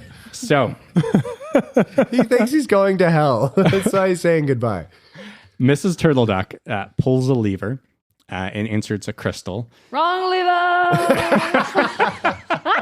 Yeah, she pulls one lever and a trapdoor opens like right beside where Brendan is. And she goes, oh, darn, almost. And then like pushes that back and then pulls another lever and then puts a crystal in somewhere and closes her eyes and puts her hands out and starts muttering a magic incantation to herself. And you can see the 4 scrolls in the plot machine begin to glow white, and the room darkens and begins to spin. And each of you feels something at the very center of you being pulled and being tugged at and being displaced. And the glow gets brighter and brighter, and the room spins faster and faster, and the chanting gets louder and louder, and you can feel the outside world fade away as though everything in the door beyond is turning to dust. And then the glow changes. Catherine, what did you just roll? Nothing. Speaking of someone who runs games for Catherine, that means it was a fail. No, I have a table I roll on when certain. We're all rolling on a table. That's like. No, I Sorry. Not that sorry. Soul becomes just hyper focused on what's going on. This is okay. And as Soul becomes hyper-focused, and you see her eyes narrow in and maybe a ripple of black and white go across her hair, the glow changes, and anybody who wants to roll Arcana may do so. I'm not proficient. I'm not going to try. I'm not proficient either. May I roll with disadvantage? You may, yes. You may always roll with disadvantage. 13th. 13th? Technically 0. Technically 0. Okay. I rolled a 1 minus 1. So. 17. 17? Actually, sorry. I mean, I'll give it a shot. 22. Okay, That's 22. That's a 2. It's a 2. Okay. So for Brendan and Mott, both of you feel this uncontrollable urge to start dancing because clearly this is a rave. Oh, nice. I think we should just boogie. I agree. Okay. I'm gonna do the birdie. Brendan kills Mott. boy, gentlemen. Oh boy. Okay, so Tom is now doing the birdie. Is that right? The birdie, yeah. Okay. And you rolled a 13? Yeah. Something's wrong. Something is not going according to plan here. Soul, you rolled a 22. You see the white, soft glow that you know to be associated with divination magic change to a harsh green and purple, which you know is transmutation magic. So Soul is doing what Catherine does at raves anyway, which is just push to like the front of the crowd and then cross her arms and just stare at not feel any of the music at all and just kind of go, what the fuck is happening here? And sees this divination magic and Transmutation. transmutation magic. This. I mean, I know the plot machine is usually pretty safe, and I've actually read up on it, but this doesn't seem right, guys. And she casts thaumaturgy and tries to get everybody's attention. Okay. Yeah, guys, listen to me. Just take me seriously. I know something's wrongeth. Okay. Make a persuade roll with advantage. With advantage. With advantage. That's a nat 20. It's a nat 20. And I have to roll again for something. Loves to She's roll. still hyper-focused. Okay. Through the trance music, through the sickest version of Darude Sandstorm that you have ever heard in your entire life, this faint voice creeps in from Soul that says, listen to me. Something is wrong. Brendan, having seen Mott do the birdie, stops doing the human and then just looks over to see if he can see Soul. Mott, anything you're doing? Yeah, as soon as Soul says something is wrong, I'll see if I have any more rocks to throw at crabs, and then, stupid! And I'll, like, pull my shield out and have my hand on the sword. How wrong does this feel? Like, On a 13, you just know that the machine isn't working as it should. So on a scale of 1 to 20, it's like a 13. Yeah. ASMR. Okay, Hael's gonna be like, everyone, grab onto me. Brendan does, yeah, 100%. Oh, no yeah, question. Soul does immediately. Okay. He's been conditioned to obey. Soul finds you very comforting. Yeah, I'll step up next to you and grab on. Okay. Is Soul grabbing on? Oh, yeah. Okay, so you guys are all standing in a circle, all grabbing onto each other's hands? Yeah. Yeah. Well, I feel like not hands, because just hold on to me. So, Okay. I don't know. But it's kind Up of to you where like you grab onto me. Oh, I'm gonna remind everybody that we're all 17 years old in this fucking podcast. Or 18, I don't know. Fuck. So? I'm 16. Of course you are. I skipped a grade. Oh, Okay, so you're all grabbing on? yeah. Oh, so once everyone grabs onto me, Hael pulls out her short sword Okay. and kind of holds it out. As the flickering of the green and purple light gets more and more intense and more faster and faster in frequency, you start hearing Mrs. Turtle Duck go, oh dear, oh no, okay, oh boy, oh dear. Mrs. Turtle Ducketh? Oh, it's okay, everybody, we're gonna be And the machine shatters. And at the moment the machine shatters, each one of you, in the core of your being, feels your very essence, everything you are, everything you've ever been, shift 5.5 feet to the left. I am going to need everybody to trade character sheets, one person to your left. Oh, shit. You fuck. did it. Oh, no. Oh, yeah. The lights die. Bam. Bam. Slowly. Sorry.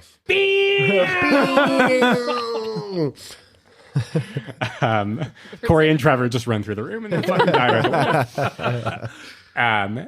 Slowly, the normal kind of mid-morning light returns to the room. Miss Turtle Duck goes, oh, well, that was an experience. I'd like to see that everybody is okay. How are we all feeling? And she looks around the room, and first, she looks at Mott. I'm feeling okay.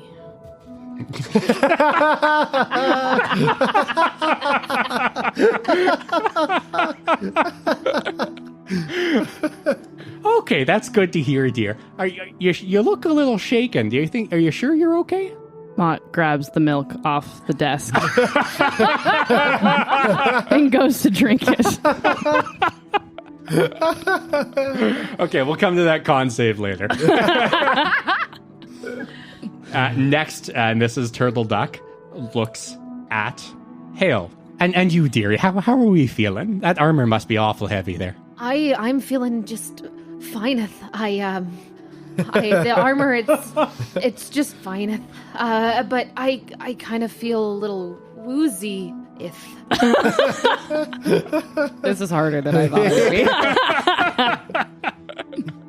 Okay, well, I mean, I think we can maybe send you up to the nurse there if that persists beyond a couple of minutes. It's normal that somebody would feel a little discombobulated here.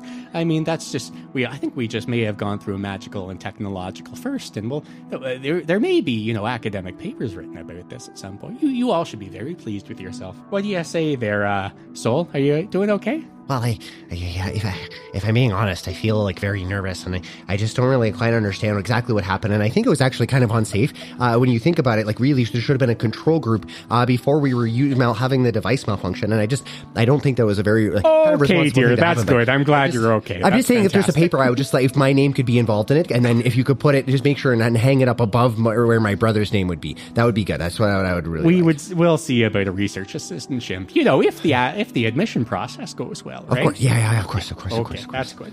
And Brendan, you're chipper as always. Fixing the puffed up feathers. Have you ever looked into the face of death and said, I'm better than you? Have you ever looked at someone playing your character and been like, shit, you did it better? Your hellspawn contraption only made me stronger.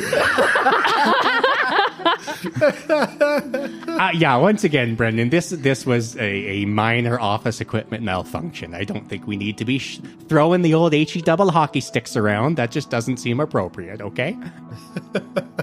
Don't happens to be the core tenet of my beliefs. That's nice. How about we apply that to your kind of comments here for a little bit, eh? Just don't, okay? All right. I would like to, there's no need to be cursing or anything here. Cursing it, oh, Jesus. Oh, you met Jesus? Oh, he's a lovely student. He really is. I have met him, yes. Okay, dear, and that's good. You should all look out for each other and make sure nobody's dropping inappropriate terms. And she pats Hael on the shoulder. Good. Are we graded on inappropriate terms? Like, is that something that's going to be reflected in our permanent record? Well, I mean, our admissions process is a whole list.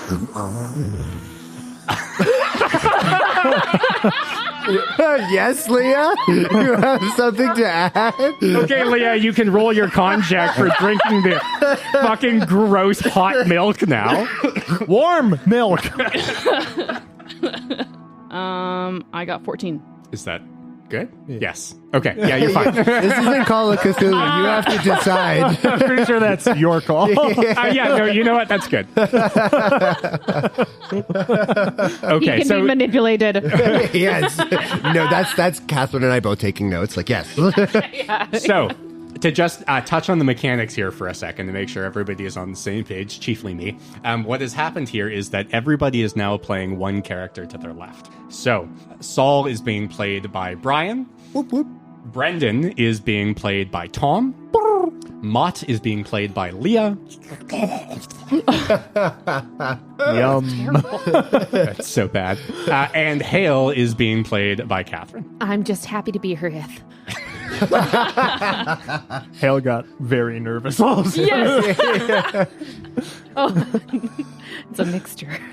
Catherine is actually just playing herself playing Hael. It's meta. I'm just a dude playing a dude disguised as another dude. There's a lot of layers here, people. There's a lot of layers. And I am regretting the complicated mechanic I introduced to the game. That's our role, is to make you just regret. Speaking of regrets, Mrs. Turtleduck looks at all of you and goes, well, So I think we should proceed with the admissions process. Just all things, trucking along as normal. And I just want to make sure everybody understands that really we operate on a democratic process here in terms of our admissions. And so there are 3 departments that each have a vote on whether or not you're admitted to the institution. And those are the Department of Academics, and that's led by Professor Henry Humphreys. There's also the Department of Knuckleball. It's a big donor poll, so they get their own department now. And that is led by Coach Baker. And finally, you'll need to be talking to the bursar and the financial aid office just to make sure that all the golds and silvers and the electrums work out. And that is, the person you'll be talking to there is the undersecretary to the vice registrar, and his name is Tobias Sneed. And so you'll meet with him last just to get all of the numbers sorted out. Okay. Who is the head of the academics department again? So once again, that's Professor Henry Humphreys. An elder gentleman. Has he had a chance to look over my transcript? Kid, I don't know if you just saw, but your transcript just got scattered across 7 planes of hell by this machine. And so, the answer to your question is, what I meant to say, of course, was that we like to do an independent admissions process. And so there will be a short exam that you'll have to pass. Oh, okay, that's good. Exams are good. Yeah, that's good. Okay, excellent. Now, are there any questions for me before we get you started on your way? I think Zila will lead you to the next class here. When do I get to wield a sword? So, I've noticed that some of you, looks at Brendan, have already brought some weapons with you, and that's okay. We like the go-getter attitude here. I will remind you that except for designated areas of the school like the knuckleball court, there will be no violence in the school. Okay, and that is an expellable offense, just so you know. Well, it's a good thing I've studied the blade. No one is. Yeah, okay. And so the other thing is that the copyright infringement on other actual play podcasts is also not permitted here. It's a good thing I've expounded upon the knife. Same. Yeah, fuck you, Freddie Wong. No one is more prepared to be safe with these tools of destruction than me. Okay, I'm going to usher you out of my office Like before crabs? I have to talk to the lawyers. I have Invincible crabs. I have one more question. I know there are all these teachers, but is our admissions up to any clubs, any groups? Yeah, I don't know who Seth is, and I don't know why he's got a club. But no, it's just the vote of the 3 faculties that I mentioned, and of course there's a discretionary consideration by the headmistress after that. And who is the headmistress? Yeah, the thing about the headmistress, not Seth. Don't know who Seth is. The headmistress is actually a mage so powerful that nobody can utter her name, and those who do are cursed to an instant death. Soul raises her hand. Yes, you can use the bathroom if you'd like.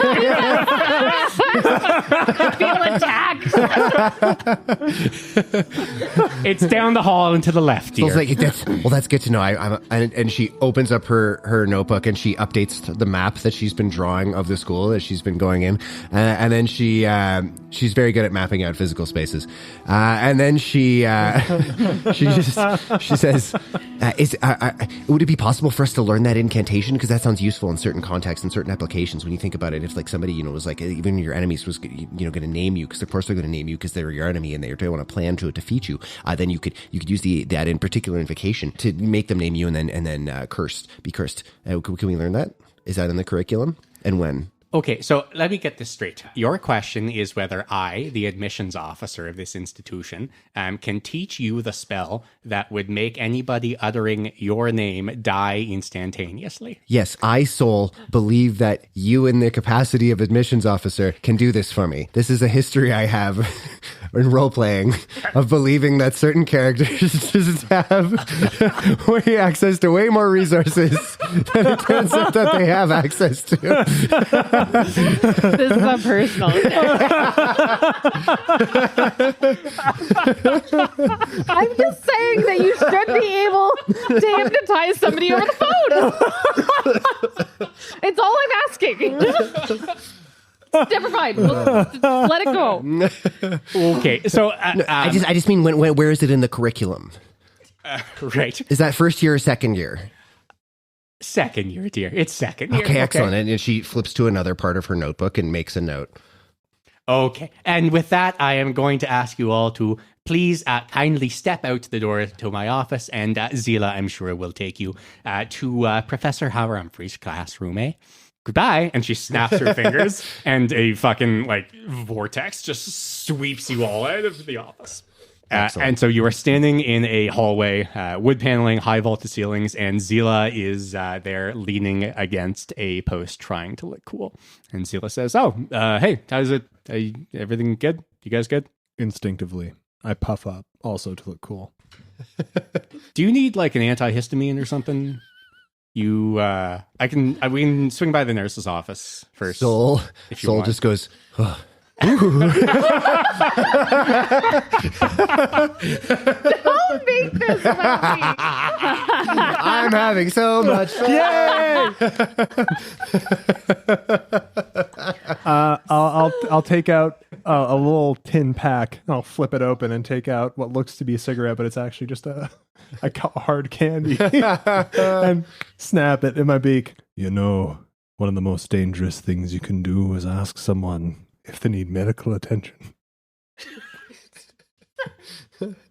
Are you like a lawyer or something? I wasn't trying to assume any liability here. I just, like, the nurse it's on the way is what I'm saying. Hey, are you guys good? Are you guys good to go? Everybody else? Everybody who's not a bird here?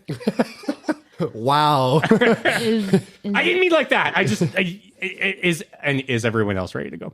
I'm out of milk. You drank that entire thing? That's like a quart of... Where did you even get that? My pockets. Okay, so does anyone else need to swing by the nurse's office? Because these two clearly do. Well, I don't know if going to the nurse's office is a bit of a kind of a routine checkup, but I'm just really excited. I don't know where in our timetables when we're going to begin classes and beginning learning. There was mention of a test, which I'm very excited about. I was wondering if you had any insight on the test, or maybe, you know, like, is there going to be an essay portion? Is it more multiple choice? And like, kind of what are we doing with that? Yeah, Professor Humphrey's kind of a tough nut to crack sometimes. You know, I'm not super sure what he's got planned for you guys. He puffs his chest out a little bit. There's a bit of a legacy, admit. So, you know, I didn't really do the test. But So like nepotism. It's a good start, you know? Yeah. I mean, okay, that's cool. I can understand. But you're obviously very eager to like prove your place in the world and then, you know, step out from the shadow of your family name. Oh, boy. So we're going to go by the nurse's office real quick. So I got to pick up some pills. Hael turns. Follow me. Hael turns to Soul and says, "Of course, they probably wouldn't use nepotism here. If fuck." Catherine can't keep a straight face while saying that. Sorry. I mean, when in my book and kind of leafs through to a highlighted page and then holds it up to show to show Soul. I mean, if you read here, it does depict the need to make your own wayeth and the importance of law and order and good and I can't imagine an institution really leaning into nepotism like that. So I think that you should probably feel pretty good about that. Okay? Thanks. I really appreciate it. And I do find your presence very comforting, and that's nice. The thing that I just wish that you would close the part of the book that you drew on. And I appreciate that you did that, and I understand that was important to you, but I can't look directly at it, or my heart starts going bum, bum, bum, bum, bum, and it's like from my chest into my throat, and sometimes it's going to come out of my mouth. And for my understanding, you're allowed to just read the sacred texts of your people. No one dictates those to you. You're saying that's not an affront to God. Yes. I mean, you could also read the sacred texts if you like. I'd rather not. Don't do that. Don't do that to me. I have a pocket. Unless you know. Pocket copyeth, if you so pleaseth. For a pocket. It's just it's a small condensed version. Well, it's a good thing I have 14 vest pockets. And she passes it along. Brendan, by Tom. Yeah. Please roll religion. Don't know what you're expecting here, boss. Because I don't. Yep. We're in the double digits. 12. A 12? Okay. Yeah. So even on a 12, you know that the idea of a holy text being condensed to a pocket size, blasphemy. Utter blasphemy. And internally, my mind is, since it fits in a pocket, it fits in the garbage. I'll stuff it away for further disposal. One less tome of heresy in the world. Yeah. This is a win for me. Incredible. In the hour and a half that these theological discussions take, Zila comes back and goes, hey, nurse kind of closed. It's her lunch break or something. Somebody wants some antidepressants. No. Oh, that's interesting. Are they aware? What is the source of these antidepressants? Like, do you know like the root plants that were used in their making? They're from the nurse. Does she? Do you know if she like grows them? Is she an herbalist? Does she have her own kind of garden that she extracts her ingredients from? I don't really know. She was the cafeteria lady until the last nurse died. Okay, Maybe. I'll take some. Yeah, here you go. 2 antidepressants. the school fucks. I'm just putting it right out there. Like your fucking RA just shows up like, you want some pills? Fuck it, let's go. When did the last nurse dieth? Sometime after breakfast. Todayeth. Cheers. And he pops the pills. I Mott also don't. pops the pills. Oh, I don't condone Tries the to use drug it down with milk, of- but realizes there's no milk left. Oh, yeah. You should see a real doctor, is what she said.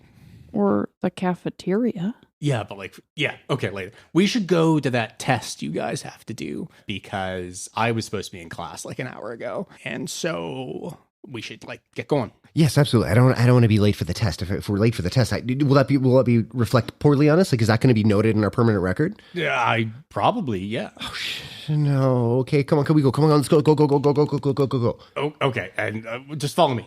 You sure you don't want some antidepressants? No, it's fine. I like to understand the components of what it's made of before I put it in my body. Okay, that's cool. Let's go down. And you guys walk down a long vaulted hallway and passing many classrooms. Sorry, Catherine, you wanted to do something? Hael just puts her hand on Soul's back. Ooh. Seeing that, Brendan puffs up. That's all right. I know the answers to the test. I've studied. Don't worry. Yeah, I don't believe you, and that's a kind of a good thing, just because kind of a praetor, I would have to report student misconduct or whatever. But I'm a lot of, I guess they call them SSRIs. They're nice. Here we are. And he points towards the door. Is Zira just zooted? Is that what's happening right now? He's just like Zila has, I mean, anyone who wants to can roll insight on Zila. Yeah. Soul got a 16. 16. 9. 15. So Soul, Brendan, and Mott realized that those were not antidepressants. What did Mott just take? Adderall. Horse tranquilizer. And that's all you know. But Zila is standing outside a door and goes, yeah, so this is Professor Humphrey's class. I think that's where you guys are going to do this exam. I'll meet you back out here after the exam, and we'll go to your next thing. Sound good? Mott is looking perturbed and looking at his own hands with wide eyes. It's great. Your hands aren't as sad as they used to be, I don't know why you were giving people strange things, but this I mean, doesn't you gave him a align book, with and the book was pretty weird, so... The book doesn't do harm. The book expands your mind. I know a lot of dark elves that disagree, but that's fine. That's fine. Soul just looks at Maud and it's just like, would you be willing to document the effects as they occur? Yeah. Awesome. That'd be really good. I'd really appreciate that. So just basically describe everything that you're thinking and feeling during the entire process. Penis.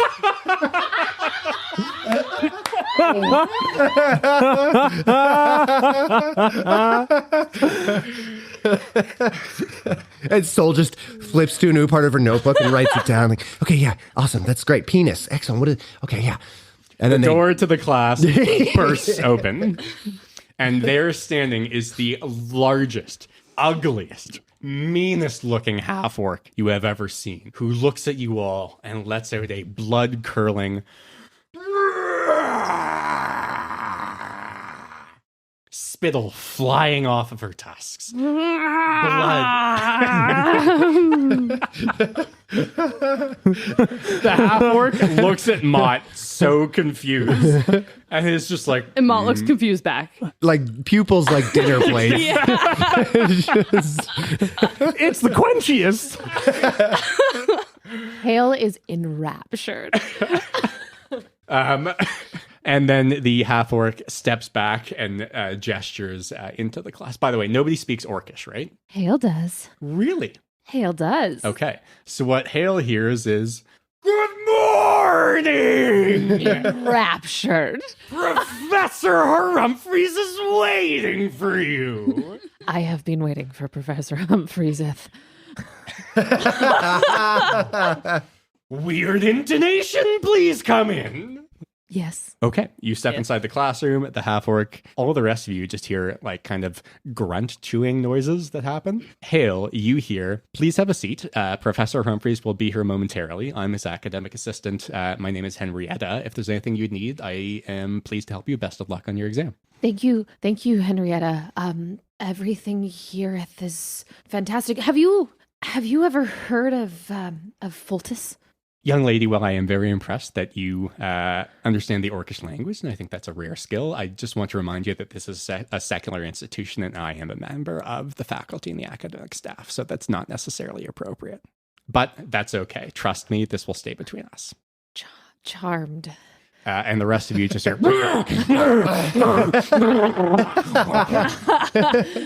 and Hael goes, to say charmed, goes... Is this And Mott just like... currently using my hands to make my lips. Soul is just watching Mott, like taking notes. Is this a shared table classroom situation or individual desk It's situation? 4 individual desks. Awesome. There are windows on both sides of the room. You're underneath like a large kind of chapel-like area. And so bright windows on both sides of the room, and then an office at the back of the class. Great. I'm going to take my knife. I'm going to just scratch butt into the desk. But you're obviously gonna censor out. I'm going to censor out the 2 T's. And I'm going to be looking at it like, yeah. You know what? Roll stealth. Okay. Natural 20. Hell yeah. For 27, mind you. Okay. For a censored butt carving? Yeah. But the whole time you're looking back at this bird, and the bird's like, Just grooving. Yeah. Just bobbing its head back and forth. Can he be carving it into the desk with his beak?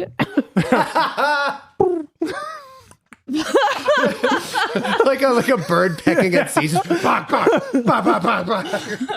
Like anytime someone looks at him, it's like stoic. Totally fine. Just head bobbing, like grooving. Just stanking. what's that concussion coming from? 120,000 years from now, in the far future, Yes. Piotr wakes up under a desk, looks up and goes, "Huh, somebody wrote butt on the bottom of this desk." What's how we tie it in, baby? The stars aren't all right. Stars aren't all right. The kids are not all right. We are not okay. Oh, shit. Okay, 120,000 years back, in the class, nobody notices. God himself does not. Any of the gods, all of the gods, none of them notice. It's because there's only one. Even that one doesn't Oh notice. my God. Yeah.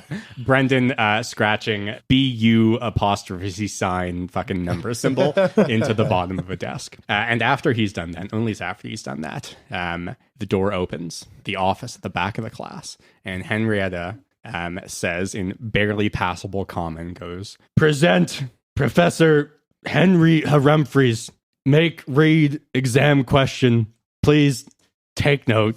And our Professor Humphreys will take it away. I'd like to make a clarification that my name is not Professor Humphrey. It is Professor Humphreys. Now, we have one question, and before I ask it, I'd like to note that no matter how much you've studied or read text previously, it will not help you with this question. The question is as follows. A spellbook is to be translated into at least one of 7 languages: Common, Elvish, Druidic, Infernal, Halfling, Dwarvish, and Thieves' Cant. Now, it must be translated in according with the following conditions due to the magic inscriptions on the book. If translated into Druidic, it must also be translated into Infernal. If translated into Common or Elvish, or both, it will not be translated into Dwarvish. If not translated into Common, it will be translated into Halfling. If it is translated into Thieves' Cant, it will not be translated into Infernal. I don't usually give students more time to write their silly little notes, but I will allow it for a moment. Okay. Holy shit. Henrietta looks and goes, "Quiet!" Penis!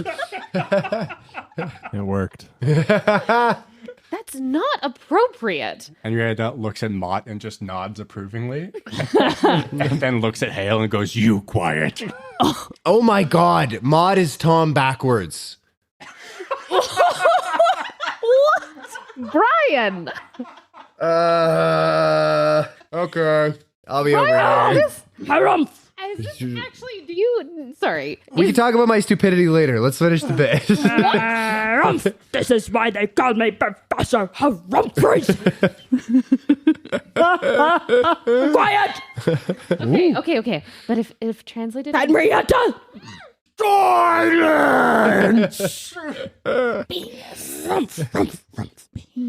Shut it! Henrietta walks over and grabs whoever is muttering to themselves by the ear and lifts them up into the air, and then just looks at them, nods forebodingly, and sets them back down for Professor Humphreys to continue the question. Hael feels things. Now, where was I? Hump.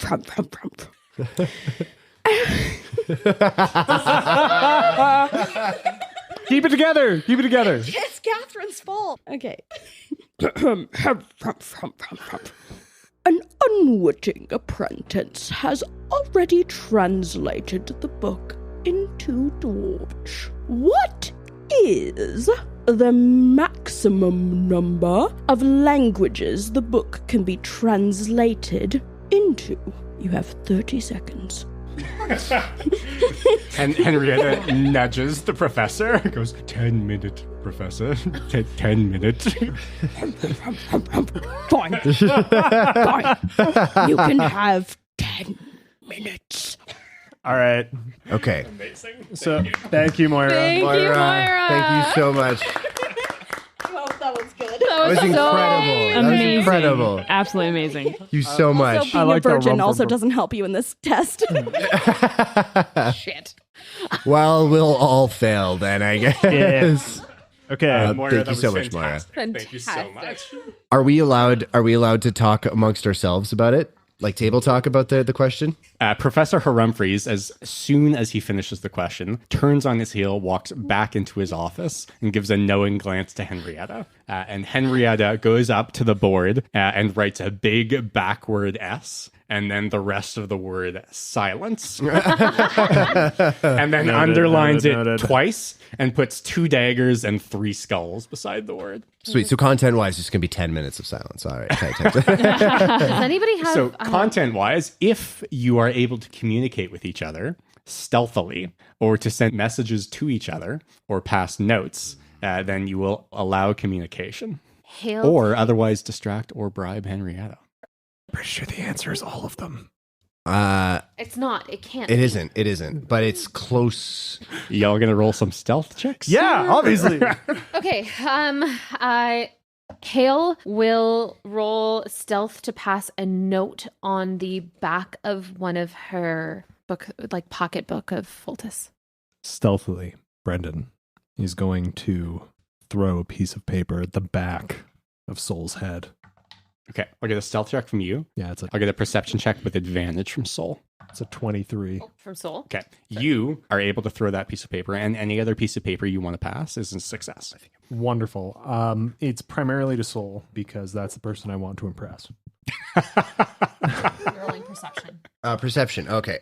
Natural 20. Okay, so any communication between Brendan and Soul, I'm going to say is an automatic success from now on. You guys have worked out, your minds are synced, you've worked out a system, you're good. No. Sorry. Soul has scattered attention at the moment, which means she gets disadvantage. Sorry, is Soul rolling for neurodivergence? Yeah. Yeah, essentially, yeah. Oh. Oh, no. That was worse. Perception is a total of 10. A total of 10. Okay, Yeah. So this note, Brendan is able to pass to Soul, and Soul is able to perceive it. But I don't think Soul would take it. Soul is very much like, oh God, and then there's this very low muttering that just starts from Soul. Oh man, what if you stay passing the note? Like, I don't know if maybe he wants to join, like be my sparring partner as before, like what we were talking about. Maybe you overheard me say that. But if this is cheating on the test, then I don't want to go under academic probation. And academic probation would be really bad because I actually really want to get this test right. And I think I can do it because it's actually just simple mathematics, and I'm actually pretty good at Soul, this. just And Henrietta goes, yeah. She goes, of course. Yeah, Thank we got to be quiet because that's what says up on the board. We shouldn't be quiet. Yeah, I shouldn't be just like talking because obviously you don't want us to talk right now. You want us to be quiet because otherwise we could share information about the test, which would be like, it would violate our academic integrity. Henrietta picks up a waste paper bin and turns it upside down and empties it out, and then just kind of walks up gently and not menacingly, but just like brings it up to Soul's head and kind of holds it over her head and is like, Oh, well, I don't think that would function very well as a hat because you see, it's much bigger than my head. My head is very small. So, I just think that it would just kind of like fall right down to like my shoulders. And then, but my concern is also that it would perhaps, just maybe not really with the test. No, I can't really see very well. So Passing notes to Soul has failed.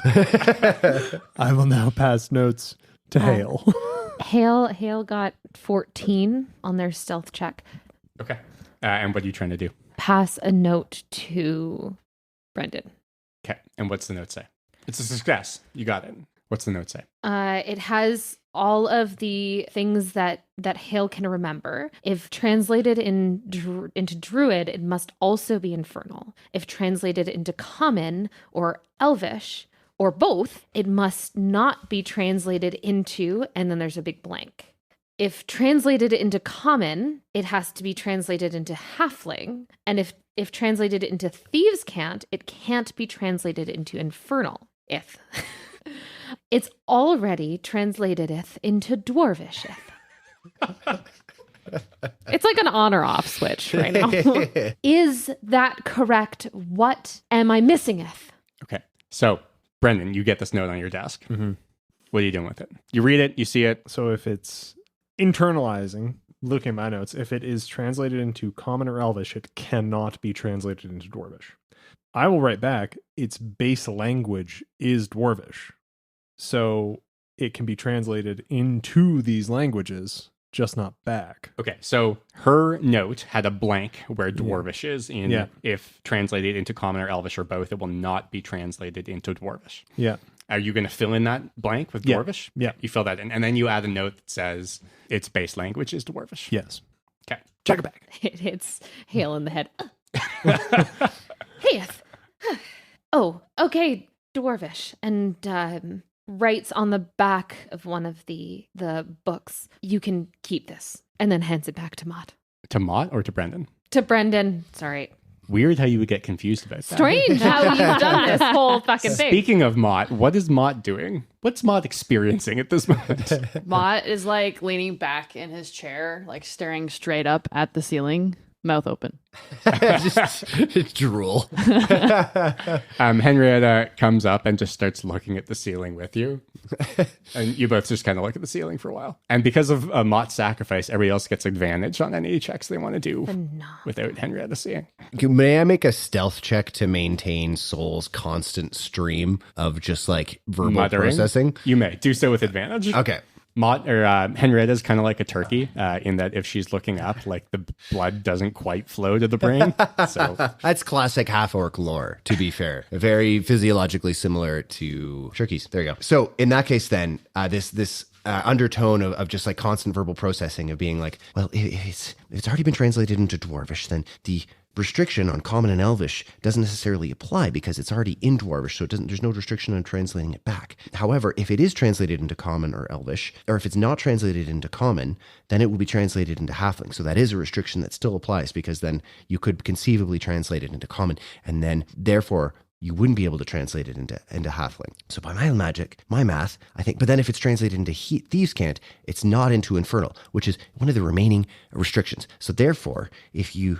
I believe there's only two of the 7 languages won't be able to be translated. I think it can be translated into 5 by my calculations. But I wonder, oh man, what's the nature of my calculations? I wonder what Mott's experiencing right now. I think Mott, looking over at him, oh my goodness, okay, yeah, he seems to be, oh my god, I wonder if he's catatonic. Okay, I wonder what was the nature of the pharmaceutical device that he had.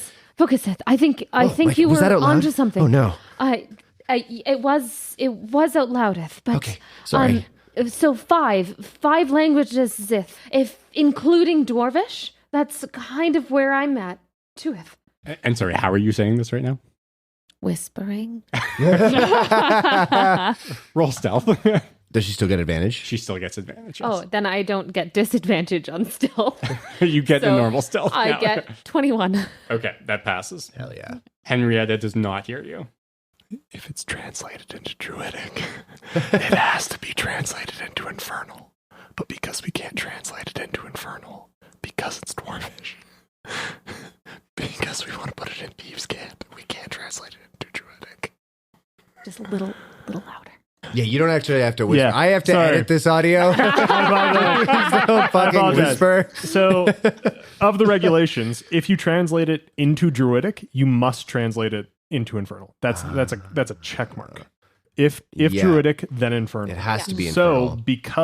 because the rule, if Thieves Can't, then not Infernal applies, then we can't do Druidic as well. So the only remaining languages you can translate it into are Common, Elvish, and Halfling, and Thieves Can't. So Druidic, Infernal are removed because you are already base Dwarvish. So 5 total, 4 additional translations. I agree. I'm doing if-then logical statements. Yeah. That's exactly where I'm going. Yeah. Yeah. I don't know if I'm right. So wait, are we agreeing or disagreeing? Agreeing. So 5 total, 5 total, including Dwarvish. Including Dwarvish. Yeah. A Mott is just a fly. Mott is having an otherworldly experience at this time. And while venturing through 1,000 planes of existence, a flashback comes to Mott. And that flashback is of Professor Humphreys distinctly saying, if translated into Common or Elvish, it must not be translated into Dwarvish. Fuck. Well, it's not in my brain. It's not in our brain. But if it was in my soul's brain, would that mean, like, would we infer that the professor was implying that it couldn't be translated back? Because if it starts in Dwarvish, so therefore it can't go back into Common or Elvish? What does Mott think? Dwarvish penis. And that is all the input you need. Okay, Dwarvish penis. That must be a code for something. And then Soul just starts like assigning numerical values to all the letters in Dwarvish penis, and then trying to like figure it out and like do the math based on like how old she thinks Mott is, and like just trying to like crack this cipher, and totally gets sidetracked. Okay. Henrietta looks down, spends about a minute with her head in between her knees to get blood flow back, and looks up and goes, 1 minute. If it can't be Common or Elvish, then the only other 2 languages that remain because of the rules that exist are Halfling and Thieves' Cant, which would be 2 plus Dwarvish. Which would be 3 total. Yeah. But thieves can't be infernal. Yep. And druidic has to be infernal. So it can't be druidic. There's no okay, yeah, no. If Henrietta looks at all of you and goes, "Why talking?" Why not talk? Why not talkingeth? Roll persuasion, Mott. Minus 2 to this. 14. Nice. Have you read this book? Here, let me show you it. What's your persuasion there? Hael. 17. Henrietta looks at Mott and be like, "Good question. As for book, Henrietta, generally well read, mostly reads The Atlantic. Very big into moderate left-wing politics. Also enjoys short stories." There are a lot of great short stories in here, particularly... Time's up! Make writing answer. Okay, final answers. Fuck it. I'm going 3. I'm buying in. Oh boy. Are we looking for the most number of languages we can include, or what feels like the most correct number of languages? Well, the question is, what is the maximum number of languages the books can be translated? Then it would be, if you count the base as Dwarvish, then it would be 4. Druidic, Infernal, Halfling, Dwarvish. Right. Okay, I'm going 4. 4. Final answer. I'm also going to go 4. Is there something I can roll for luck? Yeah, roll a d20. 14. You think it can be translated into 14 languages? How many? 14. 14. Oh, God, we grew language. 14. Hael says 3. 3, 4. 4 fine peer pressure if. Yeah, F. I'm just raising my hand because I'm trying to get into character. So Henrietta goes around to everybody holding up 4 fingers very clearly and distinctly around the classroom and goes, "Yeah, good job," and gives everybody a high five. But she's so strong, she dislocates all of our thumbs because they're all tucked in.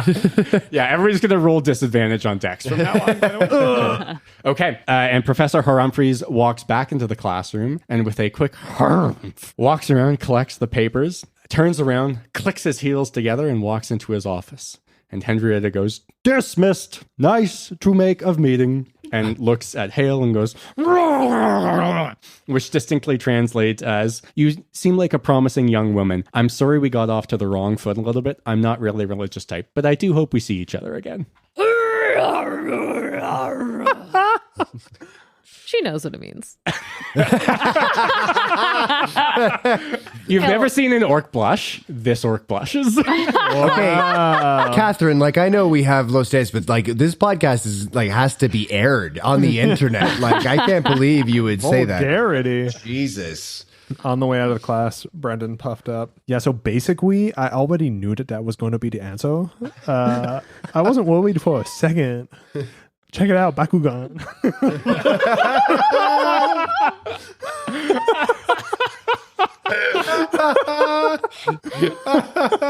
Okay, we have to get to the next puzzle. Soul would, as they were leaving, just be like, when are we going to learn the results of this particular test? Like, and how will it be graded? And are we graded competitively? And is it weighted if we get a better score than anyone else? Henrietta holds up her high five. 5. No, she's got 4 fingers up. Shit. And high fives you with 4 fingers and turns around, smiles, and walks back into the class. Okay. Was that a code? Flips to a different page and then writes down 4 and then assigns alphabetical values to all 4 letters and then tries to decipher that. Guys. Zila is draped over a bench outside the classroom, just like on his back, but bent as though he's bent forward. Maud, are you okay? Where did I go? You're right here, just where you're supposed to be. Zila's head from under the bench, where it shouldn't be according to the laws of physics, goes, "You're just where you need to be, man. You're just where you need to be." Well, we said similar things, I don't think you should listen to him. Mott sits down. Okay. From my understanding, I think that instead of taking an antidepressant, which doesn't have this kind of psychoactive effect, I think you've actually taken some sort of like intense depressive. So I think it's actually been some sort of maybe what's the word I'm looking for here? Not an anesthetic, but I want to say it's a door. It's 2 doors, and you go in them, and I can't remember the word for it. Help me, guys. Help me. What is it? I'll make it very clear. You're carried away by the vipers of sin. But fret not, you've returned safely. That's not the word I was looking for. The doors of perception, man. That's what you're talking about, soul. It's the doors of perception, says Zila. Penis. Tranquilizer. That's the word I was looking for. Tranquilizer. I think you've taken a tranquilizer. I could have sworn you were going for airlock. Mott, you can make a con check. 7. 7? Okay. So in 12 minutes, the effects of the tranquilizer will wear off. You'll be good to go. Amazing. We stand and do nothing for 12 minutes. You try to, but Zila just kind of wobbles upright and then wobbles towards you all and goes, okay, it's time for... He clicks his fingers one way and he clicks his fingers the other way. And he points at you with 2 finger guns and goes, knuckleball, and fires his finger guns. And he says knuckleball at the same time as his mouth is going pew, pew, pew. And you don't understand how, but he's making it happen. And Mott goes, pew, pew, pew. Yeah, knuckleball. Back. If you will all follow me, we will head on down to where Coach Baker is, and we will get you guys up and good with the knuckleball. Hael puts their arm around Mott Mott's currently sitting down. and helps Mott up. Whoa. Whoop. It's Penis. okay. That's I don't love that word, but we can show you the way out of here. Such a like startling insight into what Leah's like vision of the male mind is. Sorry, I meant to say startlingly accurate. Picture what Leah thinks the male mind is. Okay, Zila is wobbling down the hall towards the knuckleball court. Tom, you okay, buddy? It's very funny. Is anybody going to try to deviate from the wobbly path that Zila is setting towards knuckleball? No, Soul's along for the ride. Yeah, it's being a good girl. I feel like Ooh. Oh my god. Daddy. Lore accurate reaction. I'm rolling a d4. Okay. 2 random times, Mott just goes dead weight. Okay. Hael, make a strength check, please. 12. Okay, so with a 12, you have to stop and get somebody to help you to drag. Or else you won't be able to. Puff up. Oh, you with okay. Step on over. Mott needs helpeth. Got strong bones for a bird. I'm sure you doeth. Okay. Arm under, come on, help me heft. If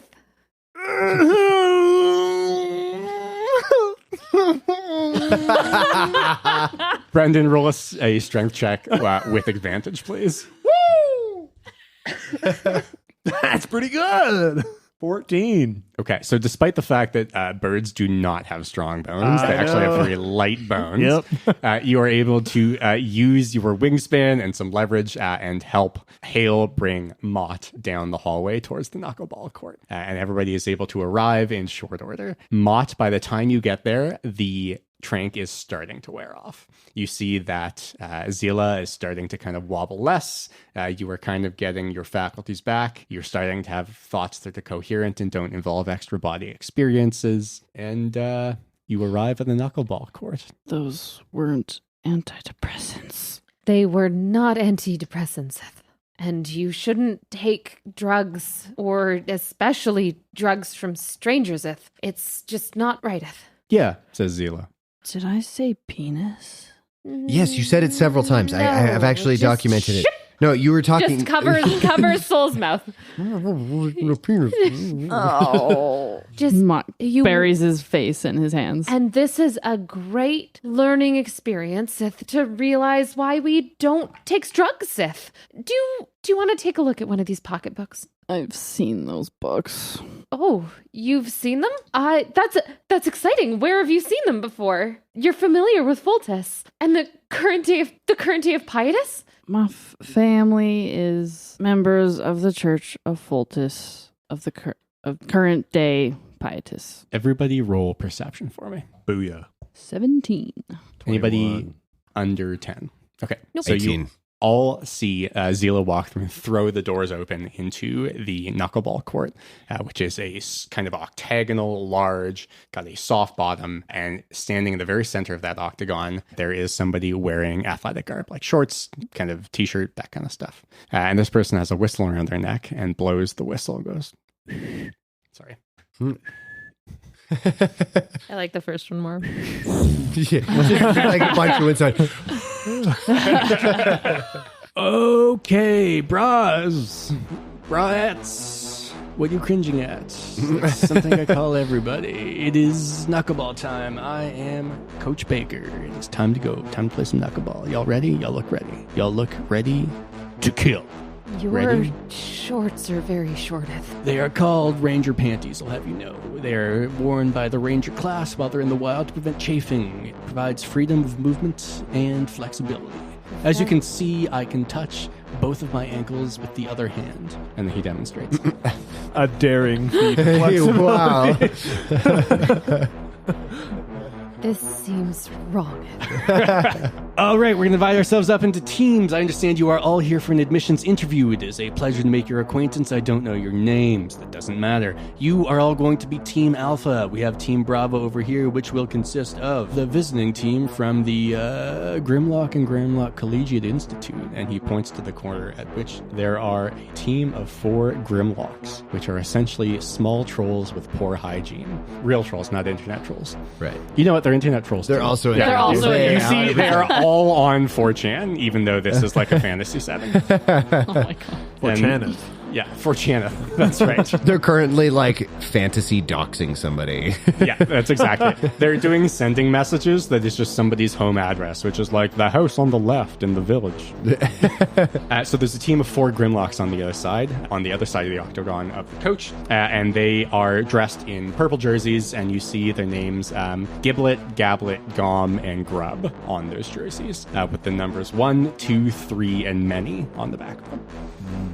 Coach Baker goes, okay, who here has played knuckleball before? I'm sure you've all, watched it. Big sport, invented here. I haven't watched it, but I've read extensive documentation on it. Fantastic. That's great. Has anybody actually played it instead of just, reading words about it? I would say that I've experienced knuckleball. Though playing it directly is something that I've tried my very best to avoid. I've played it. You've played it? Has your character actually played it? I don't know. Tom's athletic, probably, maybe. Yeah, no, I probably played knuckleball. Yeah. Okay. Hael has played it. Hael's Athletics. played it. Brendan has Athletics is too high, absolutely it's not played it. that was the read I had on that. I want Brendan to give me a Leah deception. probably has. I want Brendan to give me a deception roll. Yeah, easy. You are trying very hard to fail this because I'm not going to explain the instructions if you do succeed. That's a 5. Okay. All right. I don't believe you when you say you played knuckleball, so I'm going to have to explain this whole thing. That is not a good start, everyone. Okay. Braettes, listen up. Knuckleball. Simple. 1 net, center of the octagon. Got an attacking team, you got a defending team. Attacking team starts on the most exterior ring of the octagon. 3 rings in the octagon. Fuck. Don't think too hard. There's no way I can type this fast. Don't think too hard about the physics. It's 3 rings in the octagon. 3 circles inside an octagon. It works. Trust me. You will start as the attacking team. You will have possession of the knuckleball. It's a ball. It's the size of a knuckle. It's a large knuckle. Hold on. We're throwing a marble into a net. No, it's a knuckle. It's like a troll's knuckle. It's like a bone. It's a bone from a troll's hand. Gotcha. All right. Your goal is to get that knuckle into the center net. The Grimlocks, they're going to be on the defending team, okay? This is one of the areas of the school. Violence is allowed, and I will point out, encouraged. So you use any means necessary to get that ball in, then the Grimlocks get a chance. If they don't manage to make it into the center of the ring, they lose. You get it in, they don't. You win, knuckleball champs. Any questions? Yeah, several.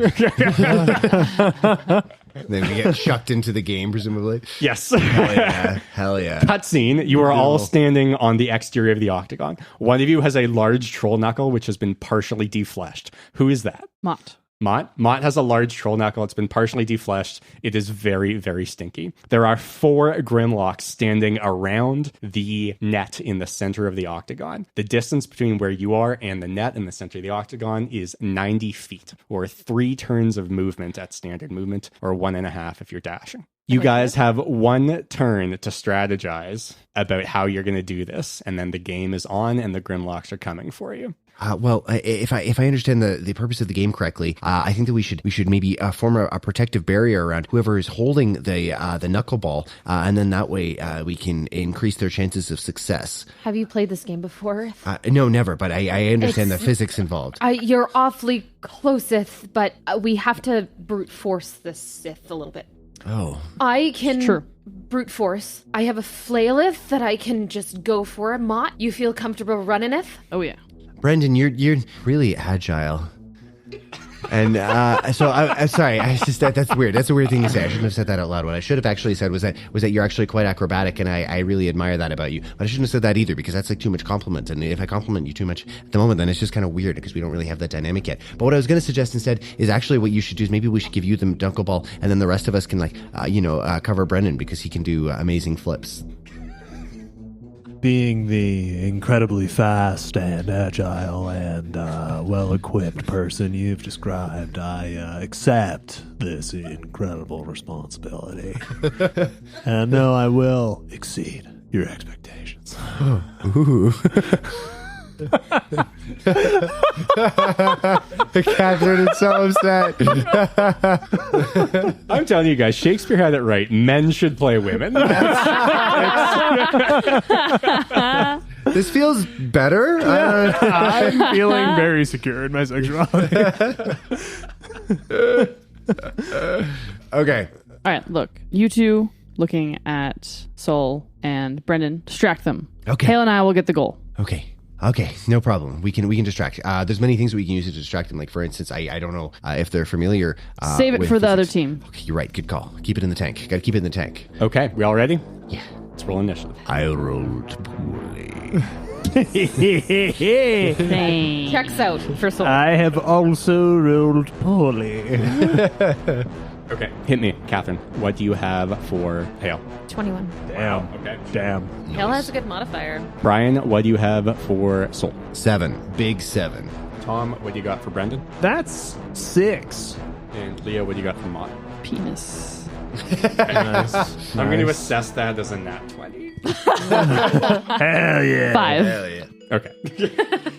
Okay, so the order is going to be Hael with the 21. There are then going to be 3 Grimlocks that go, followed by Sol, Brendan, Mott, and then one last Grimlock. So, right. Starting with Hael, Mott currently has the knuckleball. What are you doing? You essentially have 1 Grimlock in front of each of you. So there's a Grimlock in between you and the net right now. You're all spaced equidistant around the octagon. Hael is going to use the flail and go at the Grimlock in front of her. Hail flail. Hell with the flail. Okay, flail it, hail it. All right. Give me an attack roll. Hail flaileth. 19 on the die. Hit. Yep. 7 damage. 7 damage. Okay. The flail swings around in a wide arc, much like Tom spilling his own beer on the table. Did not spill. The flail swings in a wide arc and catches the Grimlock just under where his kind of crude breastplate armor covers his torso, and you hear a sickening crunch as several of his ribs cave in. He goes, Oh. All right. And Hael goes in Orcish. Henrietta is in the stands and goes, And subtitles. Read my book. I'm choosing to support your athletic endeavors instead. You're more than just a book. I accept that, but I still want your support. You cave that guy's chest in. Oh. Okay, God, it's like amazing. Leah's talking to me. I'm learning. That is Hael's turn. We now move on to 3 Grimlocks, one of which is the Grimlock which is right in front of Hael, which is going to attack her back with a spiked bone club that it drags around the octagon behind. behind it. That is a 13 to hit. That don't hit. Okay. It swings with the bone club, but you are too fast. Even the armor, you just take a single half step back, and it swings by you harmlessly. The two other Grimlocks are going to move up to Soul and Brendan. Brendan. I also can never. I was about to call him fucking Brian. We'll move up to Soul and Brendan, and they're also going to make melee weapon attacks. On Soul, it's a 21 to hit. That absolutely hits, yeah. Okay. And on Brendan, it is also a 21 to hit. Yeah. On Soul, that is 6 damage. 6 damage. Yeah. Okay. And on Brendan, that is 5 damage. So the two Grimlock come up with their bone clubs. The first one brings it in a wide overhand arc, and Soul, thinking she can dodge it and overanalyzing it at the last minute, dodges right into it and gets blasted in the face. I don't want to say blasted in the face with a bone. Hit in the shoulder, normally, like a regular person. Like normal, regular, yeah. Like normal, regular, absolutely. yeah. And then for Brendan, Brendan strapped up and overconfidently tries to sidestep it and catches it right in the leg. Yeah, I think Soul is just so shocked. Is this what fighting is? I don't know if I like it. Coach Baker is on the side and this just goes, yeah, you're going to have to like it though. Or else you might die, so... Our nurse is new. I don't know if anybody told you. No, we heard, yeah. Okay, fight harder. All right, that brings us to Soul. All right, so Soul, having just been hit, is like, okay, I understand what's happening here. It says that you've done violence to me, so now but the social contract, it's actually okay for me to do violence to you, and actually even before you did that, I think like so contract-wise, it was okay to do violence because like the teacher explicitly said. So what we need is a surgical application of magic, just enough to incapacitate my opponent because that feels sportsmanlike. And then she casts. Okay, that's Soul's turn. Anyway. No, so go ahead. accurate. Sorry. Well, no, sorry, I got 10 more minutes. So she casts Chaos Bolt on the one attacking her. I will note the one combat spell that Catherine picked for her character. 12 to hit total. That hits. Yes. Okay.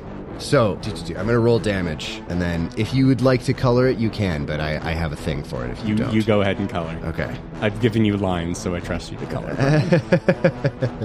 So, you can see immediately she's dodging swings from the, what is it? It's not a flail, it's a big bone club. club. A bone club. She's dodging swings, maintaining this constant stream of like, okay, great. I think I will, what I'm going to do is I'm going to just like draw from the mind weave and from the innate magic that I have gathered and I've studied, and I'm just going to surgically just go and try to break one of his arms with a small, very deliberately applied cone of force, and that should break the arm, but that should be healable and it should be fine. And then she just claps her hands together, and there's a cacophonous blast of thunder, and this undulating, warbling mass of chaotic energy just explodes in a cone out from her and collides with the Grimlock in front of me, and it does 15. It does 19 points of damage to the Grimlock. Somewhere deep in the 7th layer of hell, there's a crab. And the crab is alone, and the crab has been alone for eons, an uncountable amount of time, until one day he gets a Grimlock friend. Because the Grimlock just suddenly appears in the underworld, far from the land of the living, because it has been completely and utterly obliterated.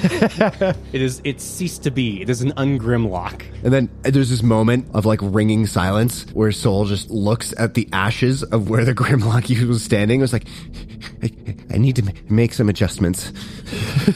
And over Mott's just like 2 thumbs up, big smile. Coach Baker is behind Mott, just clapping.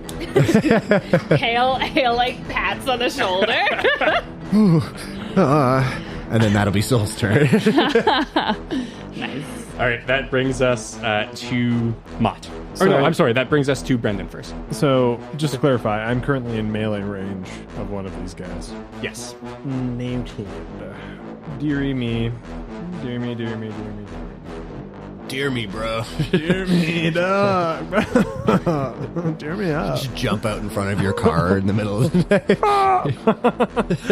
day. Okay. Fret not, companions, friends, behold power.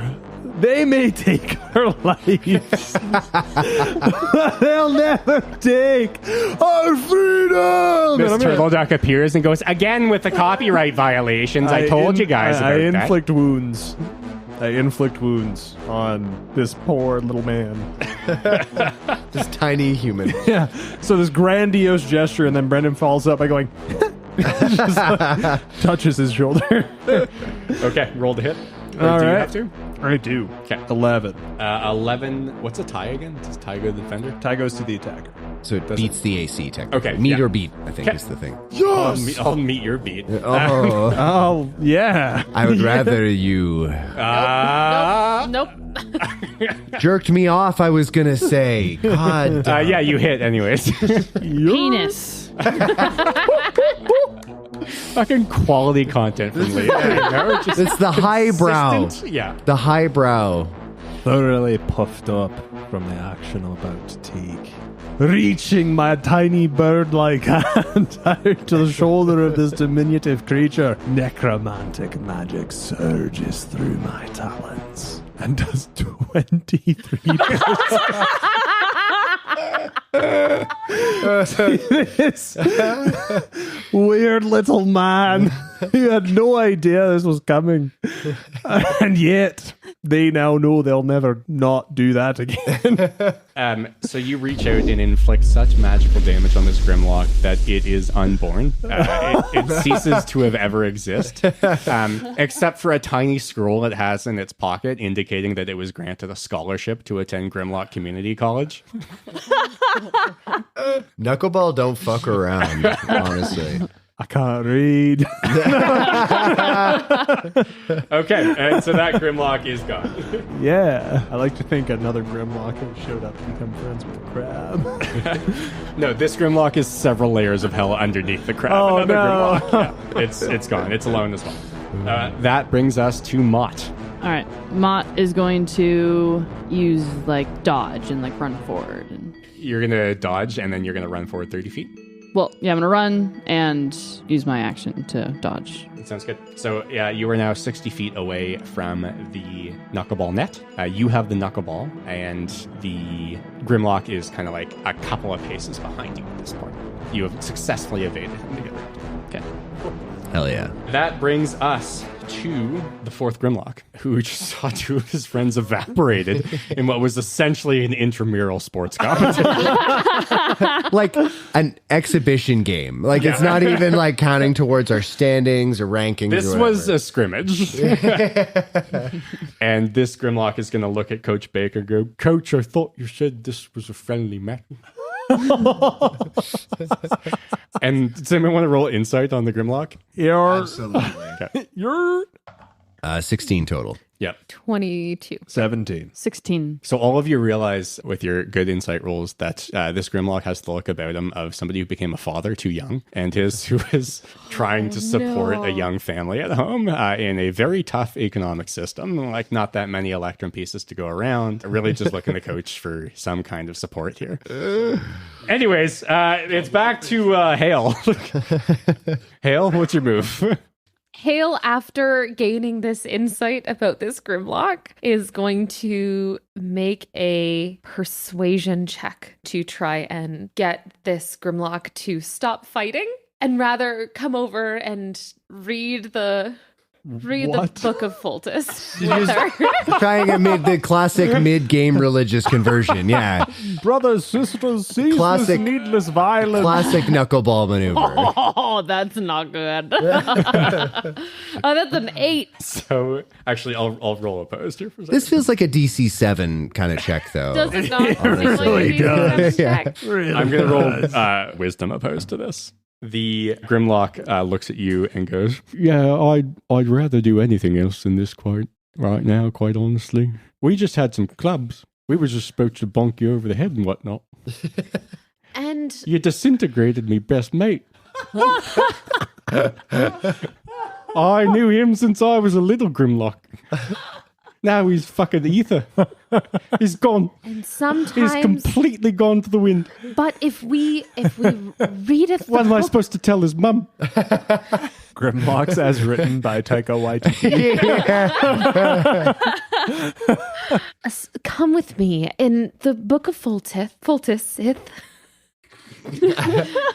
In the Book of Fultis, there is lots of talketh about the other worlds and the traveling to other dimensions, how these amazing priests were able to walketh amongst different planes, and perhaps your best mate is doing the same thing. So why don't we read together? Are you telling me I could go see Jono again? You may be able to go see Jono again.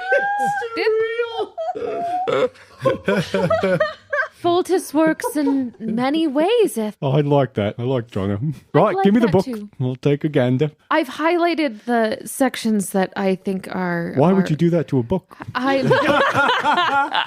Soul just vomits. Just openly. It wasn't the murder. Corpse of John. Yeah, on the charred corpse of Jono. The dust that was Jono just fully vomits. And it wasn't the murder. It was the defacing of the book, yeah. In the meantime, the other Gimlock has just kind of wandered outside and just staring at the sun. Just straight at the sun. Yep, just straight at the sun. I feel like there's some misconception of the contest that was happening. I thought this was going to be like, orcs or something. We're going to be murdering innocent students and parents. Oh, God. Not the gargoyles from the Hunchback of Notre Dame.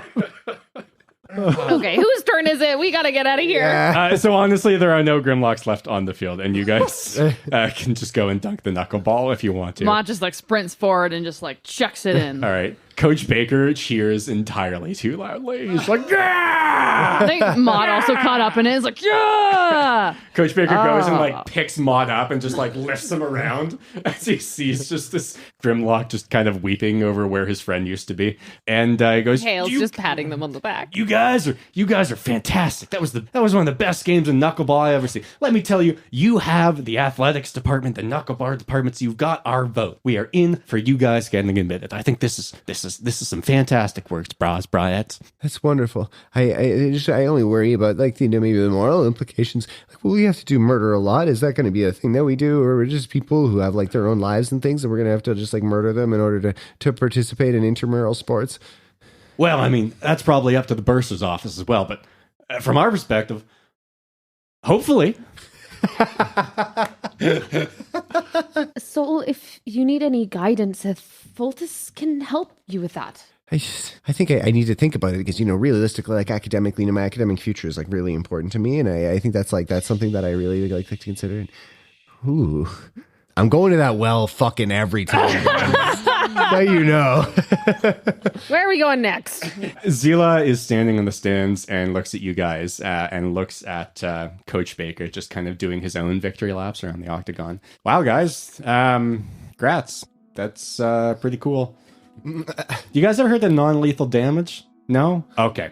Who cares? It was just a slight miscalculation on my part because I thought I calculated the trajectory of it correctly, but I didn't, and it was just a little bit of a miscalculation. But once I get the math right, then it'll totally be fine. No, that sounds good. Why don't we go to the bursar's office? You guys will like him. Why don't you follow me? And Zila starts walking down into the catacombs of the school. It's deep, dark passages lit by torches. And the torches begin to emit a more sinister and sinister light as you go down these kind of stone flagstone steps down to, you must be 2, 3, 4 stories underground deep. It's dark, it's wet, it's damp, it's moist. Don't giggle. When you come to a door covered in skulls, various types of skulls. There's big ones and small ones. There's trolls. One's as big as your head. I shouldn't have said that. Troll skulls. Said that. There's things that look like human skulls. There's goblin skulls. There's even the skulls of creatures you've never seen before. And Zila takes a knocker on the door, which is entirely made of different bones, and goes boom, boom, boom. And above the door, there's a single sign which says, Office of Bursaries and Usuries. The door opens on its own, and Zila steps in and beckons you forward. with his finger up to his lips, telling you to be quiet. And as you step inside the room, Zila looks at you and he goes, "This is the office of the Undersecretary to the Vice Bursar, Tobias Sneed. He is one of the most powerful men in the school. Take great care with him." Mott kind of elbows Brendan.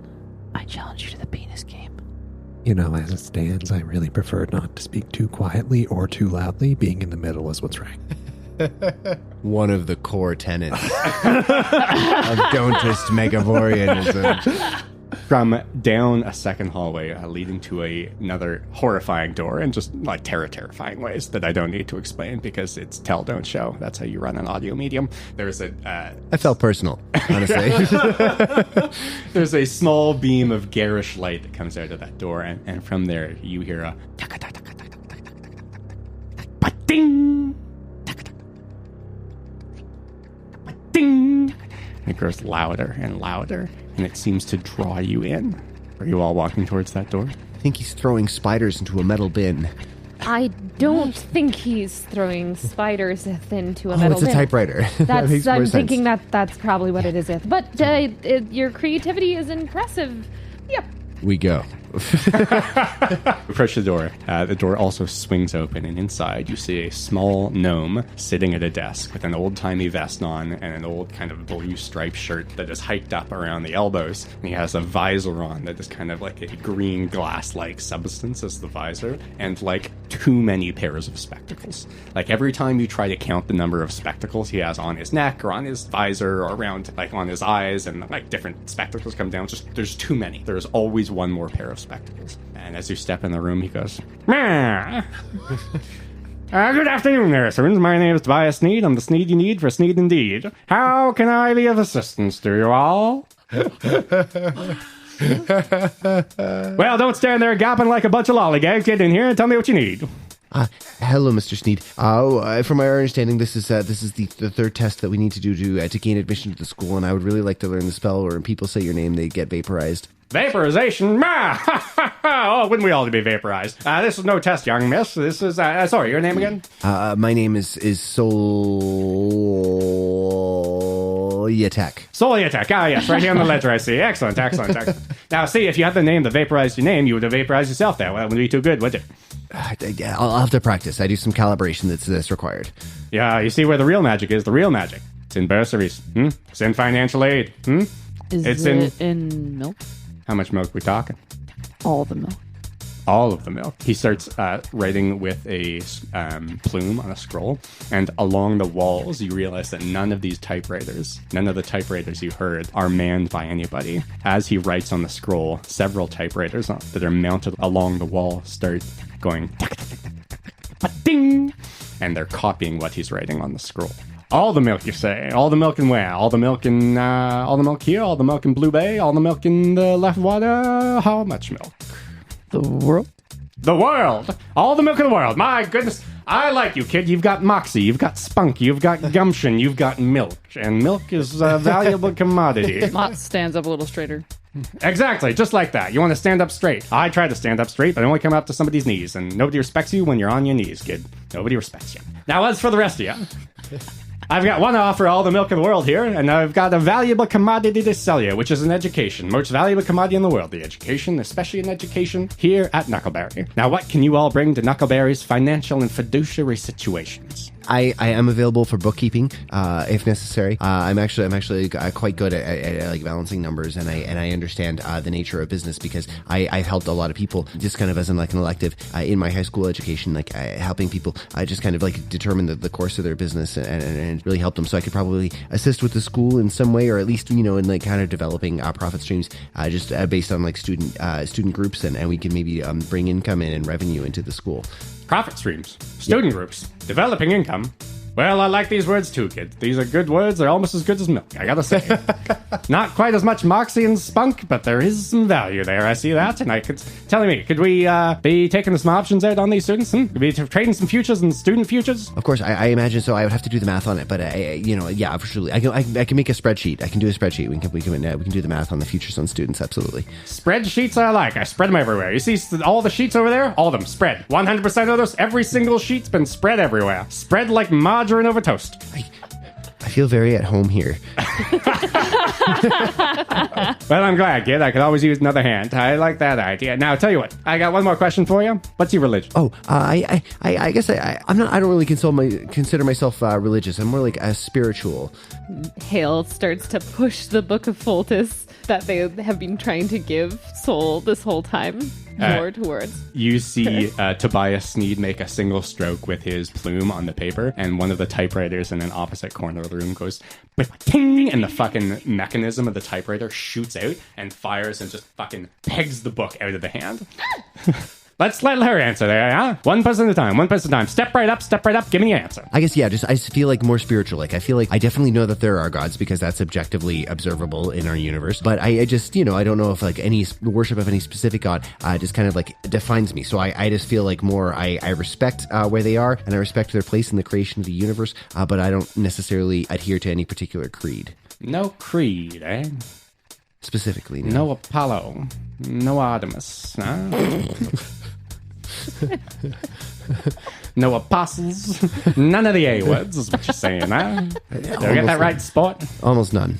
Agnostic, I guess. Nah, it's another A word. It was difficult. The big words, A words. Totally. Well, that's an interesting thing you say. An interesting thing you say indeed, there, fella. Fellerina. How about you two? You two don't look like you dislike the A words. You two look like you're full of A-words. Tell me about your A-words. Are they big words, small words? How close are these words to your heart? Click open my tin of candy cigarettes. Crunch down. Hey, whoa, if we're going to smoke them, we got them, I'm going to join you. And he pulls out a box of cigars that are as large as his fucking arm and grabs one of those and sparks it up and then passes the box around. Like, anybody for a cigar, huh? Yeah. Did you grow the tobacco yourself? I'm very interested in Did I grow the tobacco myself? Does the bear shit in the woods? Yes. No, not anymore. We deforest the woods around here. It was cost effective anyways. The bear now shits into, the grave where the bear is. Bears are a tremendous overhead. So you killed the bear? We didn't kill the bear. The bear failed to adapt. It's a modern market economy. You know how much tuition that bear was paid? None. Zero. Look at the spreadsheets. Well, that does make sense. The math checks out. I understand. I'm mollified. Mollified. My third wife. She was lovely. Well, let me ask you a question about that. Have you ever seen... Holy shit, kid. You started with Tommy Shelby and you fell apart immediately. I'm not impressed. I'm not impressed at all. Let me just fall back into character. Have you ever seen someone do something like this? And in a flash of movement, unbeknownst to the eyes of the standard man, I tie a bow. Kid, why did you narrate that? Some things require gravitas. And you certainly put the ass in it, kid. I gotta give you that. What I can provide to you is creativity and a bow. Creativity. You think I'm looking for creativity? Kid, I sit in a dungeon with a bunch of typewriters all day. What part of me do you think is searching for creativity? I got unlimited milk on one hand. I got number crunching on the other hand. What need do I have for creativity, huh? Give me that. Maybe what you're looking for is a break from the norm. Numbers are linear, spreadsheets, calculable, creativity, frees your mind. Kid, I'm not gonna lie to you. Your voices, they disturb me. They make me uncomfortable in ways that I've never made uncomfortable before, and not in a good way. Not like mollified, my third wife. So what I'm you're just telling gonna- me is that I'm unique. I'm gonna say that you put on ice for the moment, okay, kid? That's what I'm gonna do. And he makes one more stroke with his pen, and several ticker tape machines, which are around the room as well, spin out, and ticker tape shoots across your body, and it restrains you in place, and it binds your mouth. So you are bound and silenced for the moment. Okay. This is oddly similar to Teenage Brian's first job interview.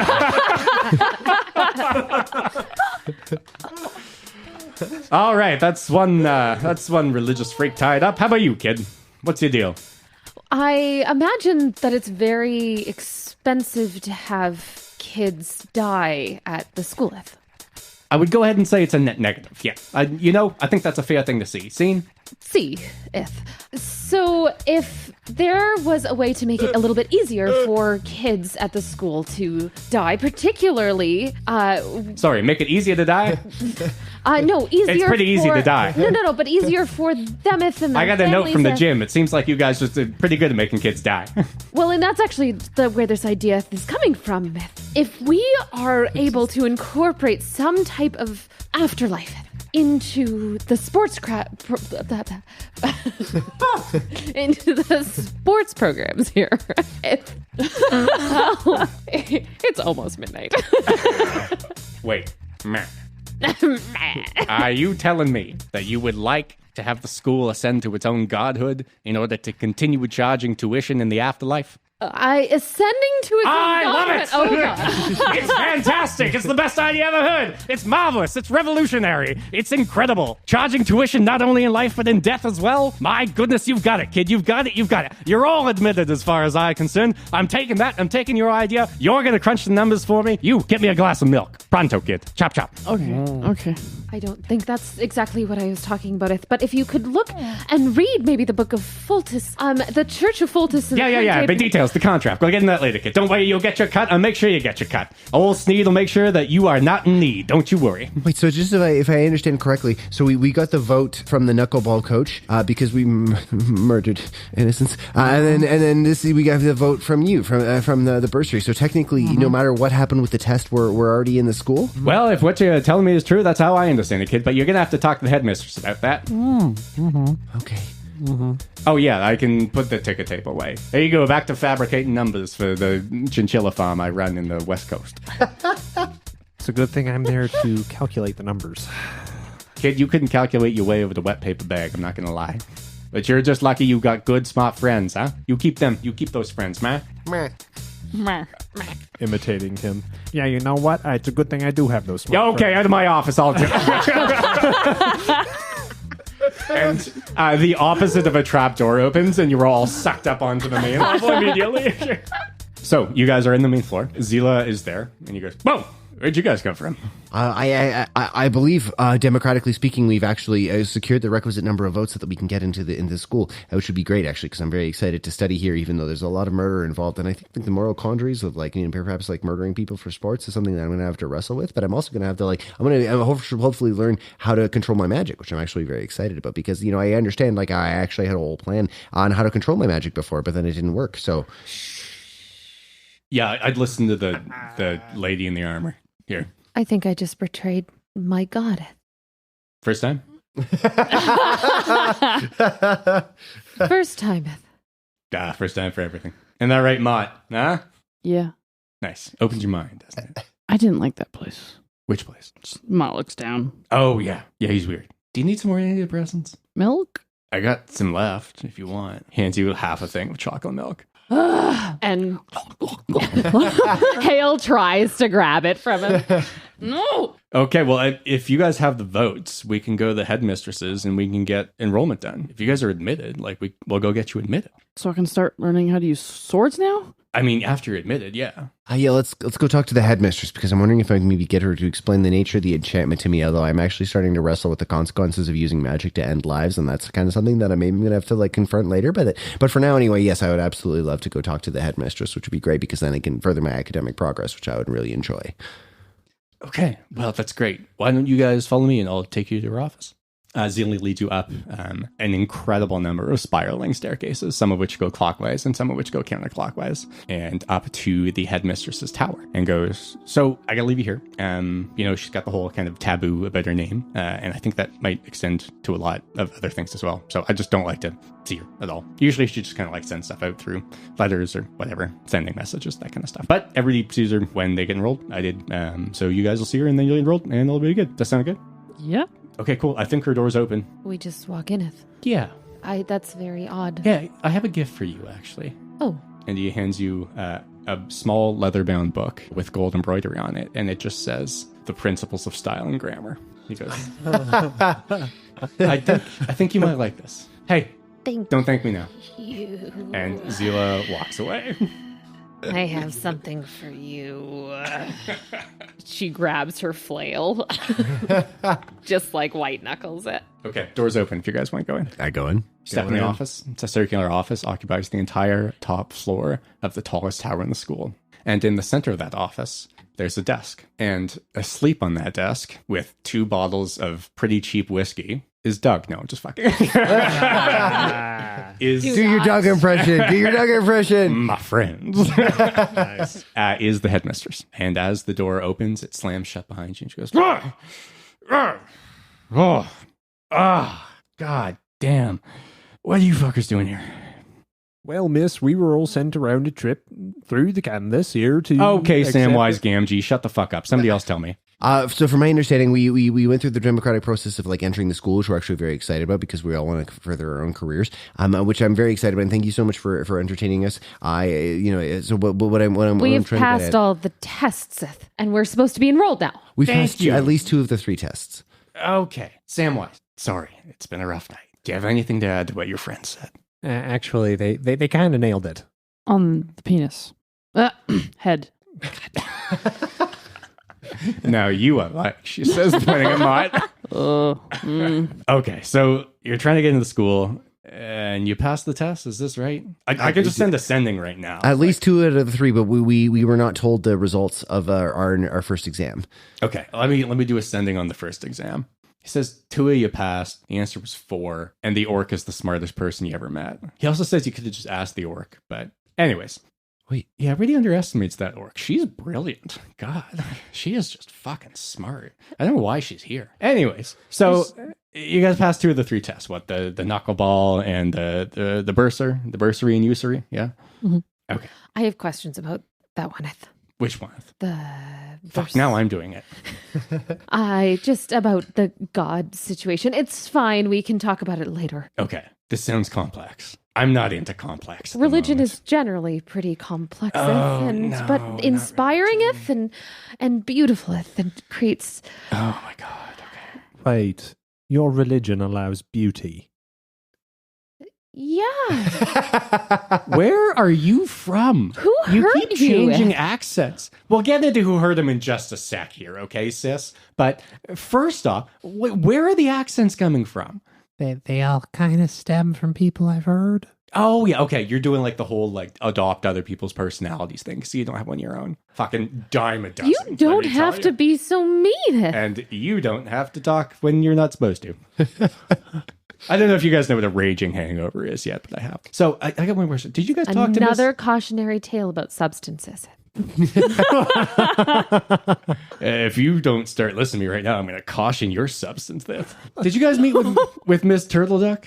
We did, yes. Okay, and did she show you her machine? She did show us the machine which malfunctioned. She mentioned that we might be mentioned some academic papers, which I'm very interested in being involved in. The headmistress's jaw drops. What do you mean it malfunctioned? I'm not entirely sure. I just know that it made me do drugs. The machine of vile heresy mixed up our papers in blinding lights, and Mott started to dance. It was distracting from the process. So, did you all feel different? I would say differenteth. Yeah, I would say that, yeah, I'm just... What are you, Brian? I guess I like authority figures more. I guess I would say just like roll higher. I can't stop saying penis. My God, goes the headmistress, or gods, or my bursar. It worked. It finally worked. 40 years I've been working on that machine. 40 years I've tried to switch the essence, and it finally worked. You're my first. You're my first successful experiments. Oh, this is wonderful. This is fantastic. You have to stay. You have to stay here. I will build you into new things. I will combine the essences of the strongest and the smartest and the most cunning and the penisist. And it's... I appreciate what you're trying to do here, but you're messing with our lives and our deities. Sounds like heresy to me. It sounds like heresy. Well, I get that's the religious perspective, but what about you two? You got to be someone else. You're not going to tell me you want to go back to being But you. I'm myself.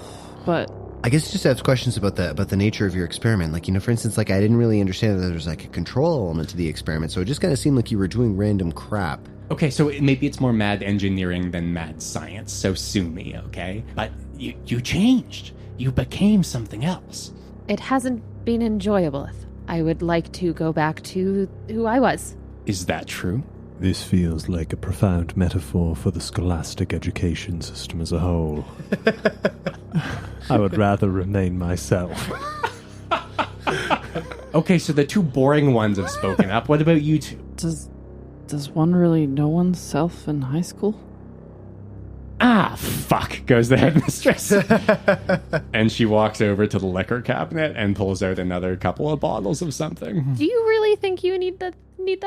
I need some, and you all certainly do, because this is gonna hurt. And she throws a bottle of liquor to you and goes, you better drink that. I'm okay, thank you. But do you have any herbal tea? I've got some I do. herbs. Do you have peach snaps? I don't, Sean Connery. I've got whiskey and I've got wine, and that's it. Depressing. What about for you there, Penis Head? Do you want a drink? No. Nope. Okay, don't say I didn't good warn choice. you. And she throws back the cover, and there is another plot machine with 4 scrolls sitting in the slots ready to go. And she goes, you want to go back? We'll go back. And she pulls a lever dramatically, and right beside Brendan, a trapdoor opens. And she goes, ah, fuck. And she pushes it. Wrong lever! She pulls a lever and puts a crystal in and starts chanting. And the purple-green light starts emanating from the plot machine and pulsing faster and faster. And Sandstorm by Darude starts playing louder and louder and louder. And Tom is dancing, or Mott is dancing, and Brendan is dancing, and everybody is dancing. And it gets louder and faster and louder. And then, bam, you're back. You look down and you see your own hands, and you can feel like yourself, and you're looking through your own eyes. I mean, I had a few things that I needed to dial in a little bit, but I think I did really well, and I'm pretty impressed with myself, and maybe I can do this. Have you ever looked into the face of your own soul and not recognized the one you saw staring back at you? Forget it. I'm going on a mission. And the headmistress says, well, you're all free to go. You're admitted if you want. You're free to go if you don't. Anybody can have a drink. Take a bottle with you. Why don't you, you know? What, it's not a sin, is it? No, I'm done. I'm goneth. Hael walks out. What about Mott? What's Mott do? This kind of feels like it could be a slippery slope for me.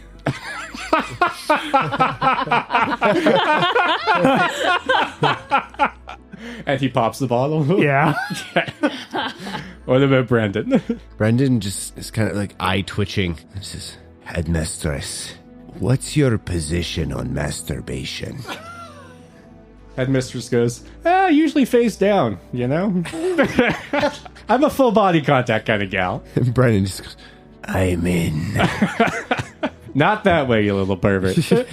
What about you, Soul? What are you doing? I think I'm gonna stay. While this has been an uncomfortable and a different experience, I think it has broadened my horizons. I am proud of myself, and maybe that's the first time I've kind of felt that without somebody else being proud of me.